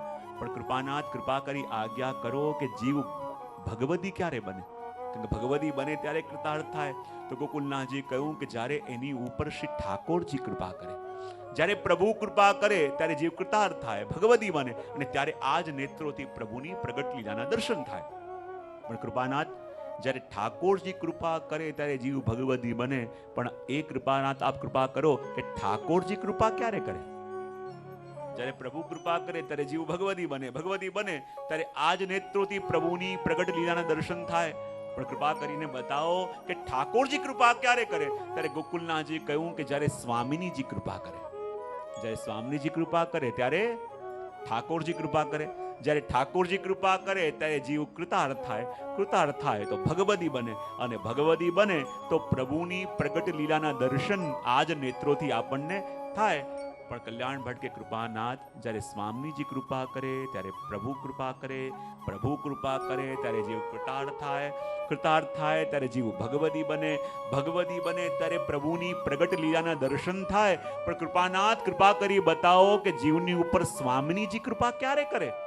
ત્યારે ગોકુલનાથજી કહ્યું કે જ્યારે શ્રી વલ્લભ કૃપા કરે, જ્યારે વલ્લભ કૃપા કરે ત્યારે સ્વામીજી કૃપા કરે, સ્વામીજી કૃપા કરે ત્યારે ઠાકોરજી કૃપા કરે, ઠાકોરજી કૃપા કરે જીવ કૃતાર્થ થાય, કૃતાર્થ થાય તો ભગવદી બને, અને ભગવદી બને તો પ્રભુની પ્રગટ લીલાના દર્શન થાય. પણ કૃપાનાથ કૃપા કરી બતાવો કે વલ્લભ કૃપા ક્યારે કરે? કારણ કે વલ્લભ કૃપા કરે ત્યારે સ્વામીજી કૃપા કરે, સ્વામીજી કૃપા કરે ત્યારે પ્રભુ કૃપા કરે, પ્રભુ કૃપા કરે ત્યારે જીવ કૃતાર્થ થાય, કૃતાર્થ થાય ત્યારે ભગવદી બને, અને ભગવદી બને ત્યારે આજ નેત્રોથી પ્રભુની પ્રગટ લીલાના દર્શન થાય. તો કૃપા કરીને બતાવો પ્રભુ કે વલ્લભ કૃપા ક્યારે કરે? અને ત્યારે શ્રી ગોકુલનાથજી આજ્ઞા કરી કે કોઈ એવો જીવ કે જેની વલ્લભના ચરણોમાં દૃઢ અનન્યતા, કોઈ એવો જીવ કે જેની વલ્લભના ચરણોમાં દૃઢ અનન્યતા, એનો પણ દાસ, એનો પણ દાસ અને એના પણ દાસની જ્યારે ચરણ ધૂલી ઉડીને આપણા મસ્તક ઉપર લાગે ત્યારે વલ્લભ કૃપા કરે, અને ત્યારે પ્રભુની પ્રગટ લીલાના દર્શન થાય. ત્યારે કલ્યાણ ભટ્ટ કૃપાનાથ શ્રી વલ્લભના ચરણોમાં દૃઢ અનન્યતા એવો જીવ મળવો મુશ્કેલ, અને એનો પણ દાસ, અને એનો પણ દાસ, અને એના પણ દાસની ચરણ ધૂલી ઉડીને મસ્તક ઉપર લાગે ત્યારે વલ્લભ કૃપા કરે, અને ત્યારે પ્રભુની પ્રગટ લીલાના દર્શન થાય. પણ કૃપાનાથ એવો જીવ મળે ક્યાં? અને એવો જીવ મળે તો એની ચરણ રજ આપે કેમ? એ અમને કેમ સમજાય? ત્યારે ગોકુલનાથજી કહે કે જાણો છો એવો જીવ ક્યાં મળે? એવા ભગવદી ક્યાં મળે? બોલે ક્યાં મળે? બોલે જ્યારે વૈષ્ણવ પોતાને ત્યાં કોઈ મનોરથ કરે, જ્યારે વૈષ્ણવ પોતાને ત્યાં મનોરથ કરે, અને એ વખતે જ્યારે નિત્ય ગાન થતું હોય, નંદ મહોત્સવ થતો હોય, હોળી ખેલ થતું હોય, લોકો રાસ કરતા હોય, અને જ્યારે ત્યાં નિત્ય કરતા હોય તો નિત્ય કરતા કરતા ત્યાં રહેલા વૈષ્ણવોની અંદર એ ભગવદીઓનો આવેશ આવી જતો હોય છે. અને નિત્ય કરતા કરતા ત્યાં રહેલા વૈષ્ણવમાં એવા ભગવદીઓનો આવેશ આવે, અને આવેશ આવી જાય, અને ત્યાં જ્યારે નિત્ય કરે તો ત્યાંની રજમાં એમના ચરણોની રજ પણ ભળે છે. અને જ્યારે ઉત્સવ પૂરો થાય અને ત્યાં બુહારી એટલે કે સોહનીની જે સેવા કરે છે તો રજ ઉડીને એમના મસ્તક ઉપર લાગે, અને ત્યારે પ્રભુની પ્રગટ લીલાના દર્શન એમને થાય છે. ત્યાં જે સોહનીની સેવા કરે, બુહારીની સેવા કરે, તો એ રજ કે જ્યાં ભગવદીઓની રજ ભળી છે, કારણ કે જ્યારે નિત્ય કરતા હોય, નાચતા હોય, ગાતા હોય, ત્યારે એ પોતાના આવેશમાં ન હોય, એ વખતે એ ભગવદીઓનો આવેશ એમની અંદર હોય, અને ત્યારે એ રજ જ્યારે મસ્તક પર લાગે ત્યારે પ્રભુની પ્રગટ લીલાના દર્શન થાય. પણ કલ્યાણ ભટ્ટે કહ્યું કૃપાનાથ જ્યારે જીવ મનોરથ કરે ત્યારે એ ભગવદીઓ આવે, પણ કૃપાનાથ જીવ મનોરથ ક્યારે કરી શકે? મનમાં મનોરથ તો બધા કરે છે, ઈચ્છા તો બધા કરે છે, પણ આપણે જે ઈચ્છા કરી હોય એ ઈચ્છા મનોરથ કેવી રીતે બને? આપણા મનમાં જાગેલી ઈચ્છાને મનોરથ બનાવે છે કોણ? અને ત્યારે શ્રી ગોકુલનાથજી આજ્ઞા કરી કે જ્યારે જ્યારે પણ કોઈ પણ જીવના મનમાં કોઈ અલૌકિક ઈચ્છા જાગે તો એની સૌથી પહેલા ખબર પડે છે શ્રી યમુનાજીને. કોને? અને યમુનાજી વ્યાકુલ થઈ જાય છે કે મારા જીવના મનમાં જેવી ઈચ્છા જાગી એવી ઈચ્છા હું પ્રભુના મનમાં એના માટે કેવી રીતે જગાવી દઉં? જો એવી જ ઈચ્છા પ્રભુના મનમાં ન જાગી તો આની ઈચ્છા નહીં, મનોરથ નહીં થાય, ઈચ્છા જ રહી જશે. અને એ યમુનાજી વ્યાકુલ થઈ જાય છે કે પ્રભુના મનમાં, એ જીવના મનમાં જાગેલી ઈચ્છાને કેવી રીતે જગાવી દઉં? તો ગોકુલનાથજીની વાત સાંભળી કલ્યાણ ભટ્ટ કહે તો પછી પ્રભુના મનમાં એવી ઈચ્છા કઈ રીતે જગાવે? તો ગોકુલનાથજી કહે છે કે ઠાકોરજીનું હૃદય એ શું છે? બોલે અલૌકિક ખેતર. શું છે? ઠાકોરજીનું હૃદય કેવું છે? એક અલૌકિક ખેતર, પણ કહે કે એની ભૂમિ સમતલ નથી, ઊંચ નીચ, કોઈની ઉપર કૃપા જલ્દી થાય અને કોઈના ઉપર ભૂમિ સમતલ નથી. તો જ્યારે યમુનાજી વિચાર કરે કે મારા જીવના મનમાં જે ઈચ્છા જાગી છે એ ઈચ્છાનું બીજ હું પ્રભુના હૃદયમાં કેવી રીતે વાવી દઉં, તો ગોકુલનાથજી કહે કે જેમ ઠાકોરજીનું હૃદય એ અલૌકિક ખેતર છે તો યમુનાજીના નેત્ર એ અલૌકિક હળ છે. જો આ વસ્તુને સમજજો, આ ભાવને સમજજો. શ્રી ગોકુલનાથજી શું કહે છે કે ઠાકોરજીનું હૃદય અલૌકિક ખેતર છે અને યમુનાજીના નેત્ર એ અલૌકિક હળ છે. અને જ્યારે ભક્તના મનમાં જાગેલી ઈચ્છાનું બીજ ઠાકોરજીના હૃદયમાં વાવવું હોય તો યમુનાજી શું કરે? સૌથી પહેલા પોતાના નેત્રરૂપી હળથી ઠાકોરજીના હૃદયરૂપી ખેતરને ખેડે. અને નેત્રરૂપી હળથી જ્યારે ઠાકોરજીનું હૃદયરૂપી ખેતર ખેડાય તો એમાં ભક્તની ઈચ્છાનું બીજ વાવે અને પછી મંદ મંદ હાસ્યરૂપી અમૃતનું સિંચન એમાં કરે.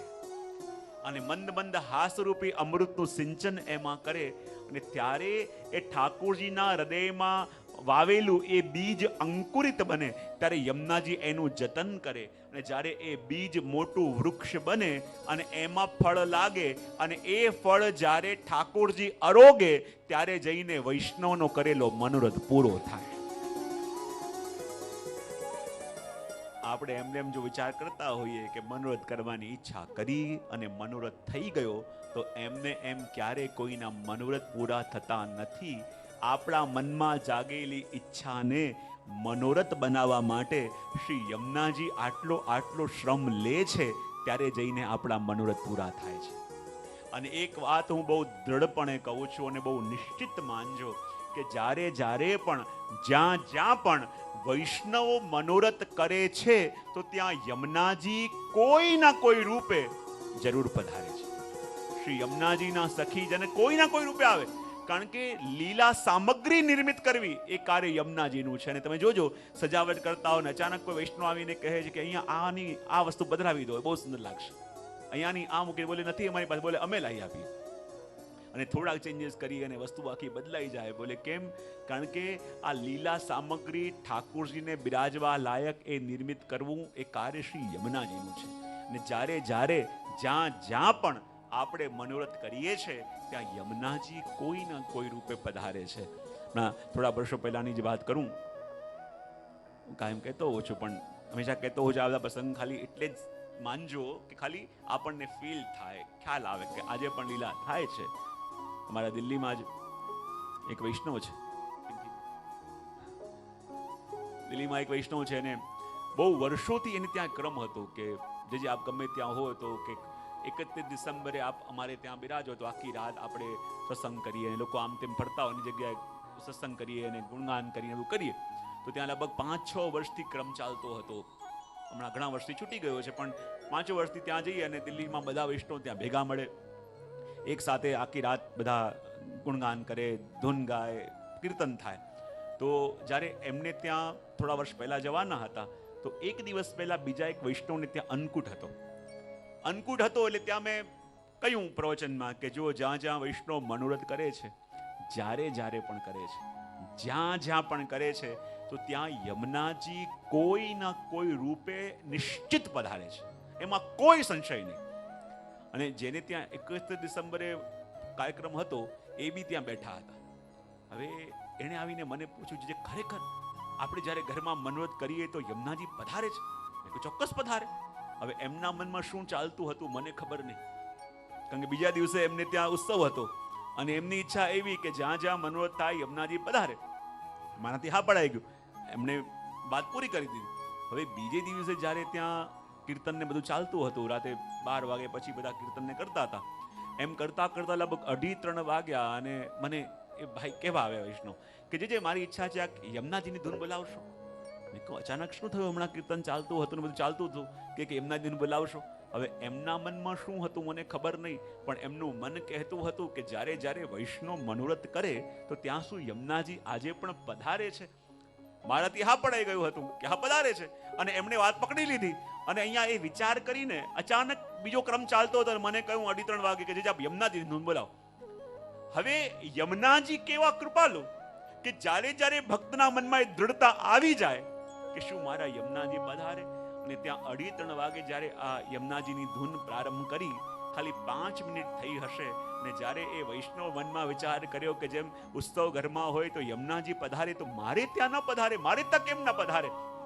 જ્યાં 5 મિનિટ ધૂન ચાલી, જે હોલની અંદર લગભગ 250 થી 300 લોકો અમે એમના ઘરના હોલમાં બેઠા હતા, જ્યાં 5 મિનિટ થઈ તો એ રૂમની જેટલી દિવાલો છે દરેક દિવાલોમાંથી જલના રેલા આવવાના ચાલુ થઈ ગયા. ઘણા લાગ્યું કે કંઈ ઉપર વરસાદ આવ્યો કે કંઈ લીકેજ થયું. ભાગી ભાગીને ઉપર જોવા માટે ગયા. ઉપર કંઈ ન દેખાય. જેટલી દિવાલો, જેટલી બારીઓ, જેટલા બારણા, એમાંથી જલના રેલા આવવાના ચાલુ થઈ ગયા. આખી રાત એમને એમ રહ્યું. અને જ્યાં સવાર પડી, જલ આવ્યું હોય તો કોઈ તો નિશાન રહે. આખા દિવાલમાં કે ત્યાં કોઈ જ નિશાન નહીં. માનો જ્યારે ભક્તના મનમાં દ્રઢતા હોય ને કે મારા યમુનાજી પધારે, તો એ તો નિશ્ચિંત થઈ જાય. યમુનાજી પધારીને કહે કે ના, હું જીવન ત્યાં આવું છું. આપણે તો ખાલી સંકલ્પ કરવાનો છે. પ્રમાણ યમુનાજી સ્વયં આપે પધારીને કે જ્યારે જ્યારે પણ જીવ કોઈ અલૌકિક મનોરથ કરે છે, ત્યારે ત્યાં હું ન આવું એ બની જ ન શકે. અને આજે પણ યમુનાજીની એ પ્રગટ લીલા છે. યમુનાજીને તમે વિનંતી કરો અને ન પધારે. આજે લગભગ 5-6 વર્ષ પહેલા આપણે મથુરામાં ઉત્સવ હતો ને, રસિયાનું ગાન કલકત્તા વાળા હતા. હા, હમણાં 4-5 વર્ષ પહેલા જ ત્યાં ઋષિકેશમાં અમારી કથા હતી. એના પછી અમારા કલકત્તાના અમુક વૈષ્ણવ ત્યાં મથુરામાં સુધી મરદ માટે આવવાના હતા. તો ત્યાં પણ જ્યારે 41 પદોનું ગાન થતું હતું, 41 પદોનું ગાન થતું હતું, બરાબર વલ્લભઘાટ હતો, 41 પદોનું ગાન થતું હતું. અને જ્યારે પેલા વૈષ્ણવ પણ કહે કે જે 41 પદ હોય તો શું યમુનાજી પધારે?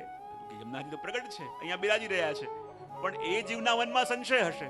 અને જ્યારે લગભગ 400-500 લોક આખા ઘાટ પર બેસેલા હતા, અને જ્યારે આ 41 પદ ત્યાં ગવાયા અને યમુનાજીનું પૂજન કર્યું, અને ત્યાં એક કમળની માળા હતી, એ જલમાં અમે પધરાવી પૂજન માટે.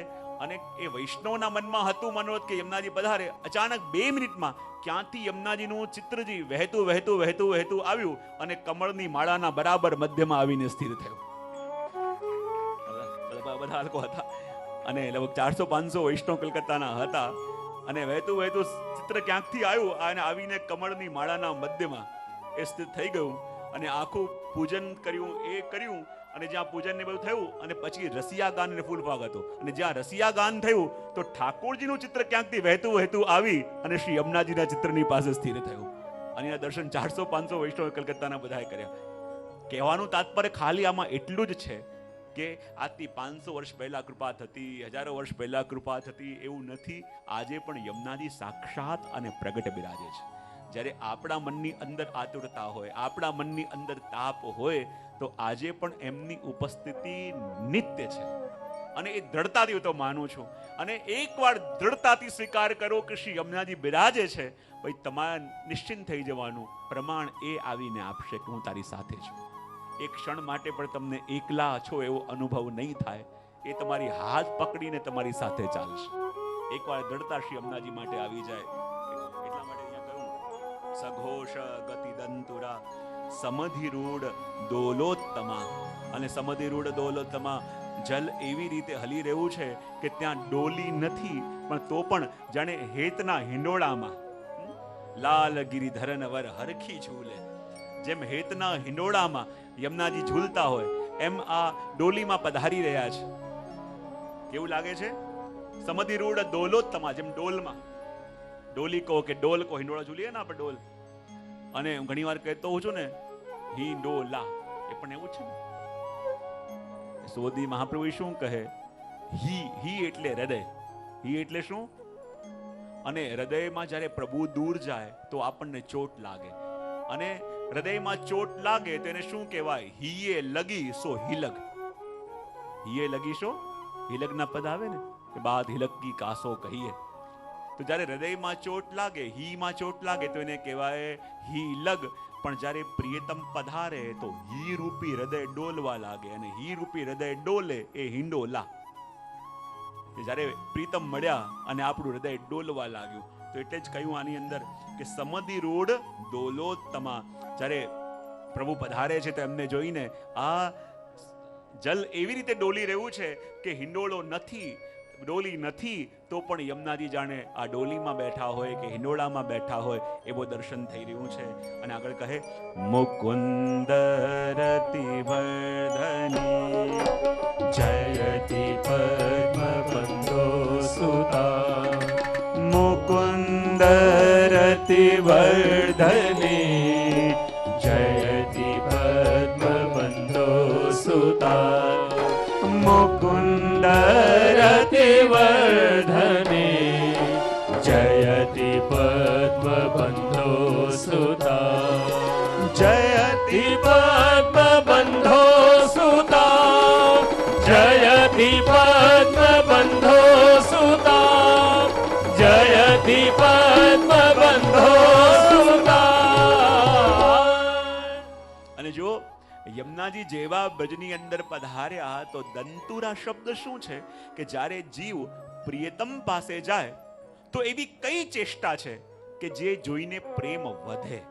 શું પ્રિયતમના દર્શન કરી, પ્રિયતમથી વાતો કરી, પ્રિયતમના સાનિધ્યમાં આવી, એવી કઈ ક્રિયા છે, એવી કઈ વસ્તુ છે, કઈ ઘટના છે કે જેના દ્વારા આપણો પ્રેમ વધે? તો આપણા શાસ્ત્રમાં કહેવાય માત્ર પ્રિયતમના દર્શન કરી નહીં, પ્રિયતમથી વાતો કરી નહીં, પ્રિયતમના સાનિધ્યમાં આવીને નહીં, પણ જે આપણા પ્રિયતમ હોય એના હૃદયમાં જ્યારે આપણા માટે એવો જ પ્રેમ જોઈએ જેવો આપણા હૃદયમાં એના માટે છે, જ્યારે એ દેખાય ત્યારે પ્રેમ વધે. ખ્યાલ આવે છે શું કહું છું? ખાલી પ્રિયતમના દર્શન કરીને નહીં, વાતો કરીને નહીં, પણ જ્યારે આપણને અનુભવ થાય કે જેવો પ્રેમ આપણા મનમાં એ પ્રભુ માટે છે એવો જ પ્રેમ એ આપણા પ્રભુના હૃદયમાં આપણા માટે છે, જ્યારે એનો અનુભવ થાય ત્યારે સ્નેહ વધે. અને એટલા માટે જ્યારે યમુનાજી આ વ્રજમાં પધાર્યા અને પ્રભુના હૃદયની અંદર પણ એવો જ તાપ જોયો જેવો તાપ યમુનાજીને પ્રભુને મળવાનો હતો. પ્રભુના મુખની અંદર પણ એવા જ મનોરથો જાગતા જોયા કે જેવા મનોરથો શ્રી યમુનાજીના મનમાં પ્રભુ માટે હતા. તો યમુનાજીના હૃદયમાં એકદમ પ્રેમનો અનુભવ થવા લાગ્યો અને કહ્યું કે આ યમુનાજી કેવા છે? મુકુંદ રતિવર્ધની. કેવા છે યમુનાજી? જો મુકુંદ રતિવર્ધની એટલે બોલે મુકુંદ ભગવાનમાં પ્રીતિ કરાવવા વાળા. આપણને લાગે કૃષ્ણ રતિવર્ધની કહી દેતા, ગોવિંદ રતિવર્ધની કહી દેતા, પણ મુકુંદ રતિવર્ધની કેમ કહ્યું? કારણ કે મુકુંદ ભગવાનમાં પ્રીતિ વધારે છે. મુકુંદ ભગવાન તો એ છે કે જે જીવોને મુક્તિ આપે. જે જીવોને મુક્તિ આપે એને કહેવાય મુકુંદ. તો કૃષ્ણ રતિવર્ધની ન કહી, ગોવિંદ રતિવર્ધની ન કહી, મુકુંદ રતિવર્ધની કેમ કહ્યું? કારણ કે મુકુંદ ભગવાન તો જીવોને મુક્તિ આપે છે અને વૈષ્ણવ એ છે કે જેને મુક્તિ જોઈતી. વૈષ્ણવ તો કહે યહ માંગુ ગોપી જન વલ્લભ માનુષ દેહ ઓર હરિ સેવા. વૈષ્ણવ કહે પ્રભુ અમારે મોક્ષ જોઈતો નથી, અમારે મુક્તિ જોઈતી નથી. કારણ કે મુક્તિની કામના કરવી એ તો એવું લાગે, કારણ કે પુષ્ટિ જીવ કોણ છે? જેને પ્રભુએ એમના હૃદયથી લગાવેલા છે. પુષ્ટિ જીવ કોણ? કે જેને ઠાકોરજીએ એના હૃદયથી લગાવેલા છે. હવે ઠાકોરજીના હૃદયથી, ઠાકોરજીના હસ્તથી છૂટવું એને કહેવાય મુક્તિ. તો એવી મુક્તિ કોઈને જોઈએ? તો ઠાકોરજીથી અલગ થવું કોને ગમે? તો વૈષ્ણવ કહે કે પ્રભુ અમને તો આપની સેવા માટે આ એક જન્મ પણ ઓછો પડે છે. એવી કૃપા કરો કે વારે વારે અમને અમારો ઉદ્ધાર ન થાય, વારે વારે જન્મ મળે, પણ શરત એક જ કે જ્યારે જ્યારે પણ જન્મ મળે ત્યારે કોઈ વૈષ્ણવના ઘરમાં જન્મ મળે અને પ્રભુ આપની સેવા મળે. યહ માંગુ ગોપીજન વલ્લભ માનુષ દેહ ઓર હરિ સેવા. માનુષ્ય જન્મ પણ જોઈએ છે એ શરતે જો હરિની સેવા મળવાની હોય તો. એટલા માટે જ્યારે થાળીની આરતી પણ આપણે કરીએ તો આ 4 મુઠિયા વારીને આપણે નોચાવર કરીએ છીએ ને, આ 4 મુઠિયા શું છે? 4 મુક્તિનો પ્રકાર. કે પ્રભુ જે આપની સેવા મળી છે એ આપની સેવા મળ્યા પછી અમારે મુક્તિ પણ જોઈતી નથી. આ 4 પ્રકારની મુક્તિ અમે આપના ઉપરથી વારીને ફેંકી દઈએ છીએ. જેને ઉપાડ્યો ઉપાડી લે. અમને તો પ્રભુ જન્મો જન્મ પ્રભુ આપની સેવા અને જન્મો જન્મ પ્રભુ આપની ભક્તિ જોઈએ છે. તો આપણને લાગે કે વૈષ્ણવ એ છે કે જે મુક્તિ ચાહતો નથી અને યમુનાજી પ્રીતિ કરાવે છે તો એવા ભગવાનમાં કે જે મોક્ષ આપવા વાળા છે. મુકુંદ રતિવર્ધની કહ્યું. અને મુકુંદ ભગવાન કો મુકુમ મોક્ષમ દદાતી, મુકુંદ જે મોક્ષ આપે એ મુકુંદ. તો બીજા કોઈ સ્વરૂપમાં પ્રીતિ ન કરાવી, યમુનાજી મુકુંદ ભગવાનમાં પ્રીતિ કેમ કરાવે છે? તો અહીંયા શ્રી મહાપ્રભુજી બતાવે છે કે યમુનાજીની મહત્તા અને યમુનાજીની અલૌકિકતા એવી કે યમુનાજી કેવા છે? બોલે સ્વભાવ વિજયો ભવેત. મહાપ્રભુજી છેલ્લે કહે છે ને યમુનાજી કેવા છે કે બોલે સ્વભાવ બદલવા વાળા છે. પણ મહાપ્રભુજી તો યમુનાજીની મહત્તા અહીંયા સુધી બતાવે છે કે યમુનાજી સ્વભાવ બદલવા વાળા છે, પણ યમુનાજી માત્ર જીવનો જ નહીં, ભગવાનનો સ્વભાવ પણ બદલી શકે છે. ને જ્યારે જીવને મુકુંદ ભગવાનમાં પ્રીતિ કરાવે તો મુકુંદ ભગવાનનો સ્વભાવ છે જીવને મોક્ષ આપવું, પણ યમુનાજી એમનો સ્વભાવ પણ એવો બદલે કે પોતાની પાસે આવેલા જીવને મોક્ષ આપવાનું ભૂલી એમને પણ દુર્લભ એવી ભક્તિ આપવા લાગે છે. વિચાર કરો, જે યમુનાજી સ્વયં ભક્તનો સ્વભાવ તો બદલે, પણ જે ભગવાનનો સ્વભાવ પણ બદલી શકે છે. ચાહે કેટલા પણ પ્રભુ કોઈની ઉપર કુપિત હોય, કેટલી કોઈની ઉપર ચાહે નારાજ હોય, પણ યમુનાજી એવો સ્વભાવ એમનો બદલે કે જે જીવને યમુનાજી સન્મુખ કરે એના વિના પ્રભુને ન ચાલે, એવો સ્વભાવ બદલવા વાળા શ્રી યમુનાજી છે. અને માટે કહ્યું મુકુંદ રતિ વર્ધની, મુકુંદ ભગવાનમાં પ્રીતિ વધારે, મુકુંદ ભગવાન મોક્ષ આપવા વાળા.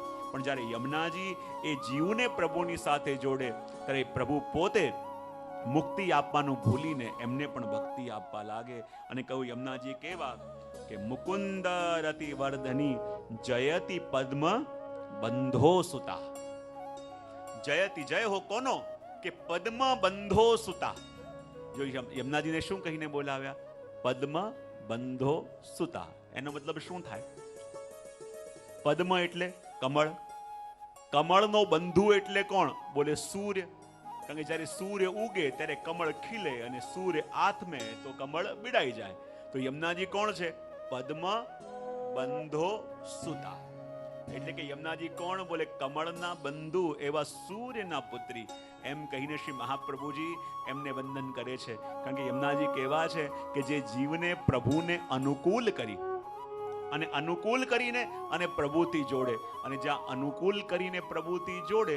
અને એટલે તો ગોપીજનો પણ યમુનાજીને વિનંતી કરે છે અને કહે છે કે જ્યારે જ્યારે પણ પ્રભુ અમને મળે તો પ્રભુ આપની કૃપાથી મળે છે.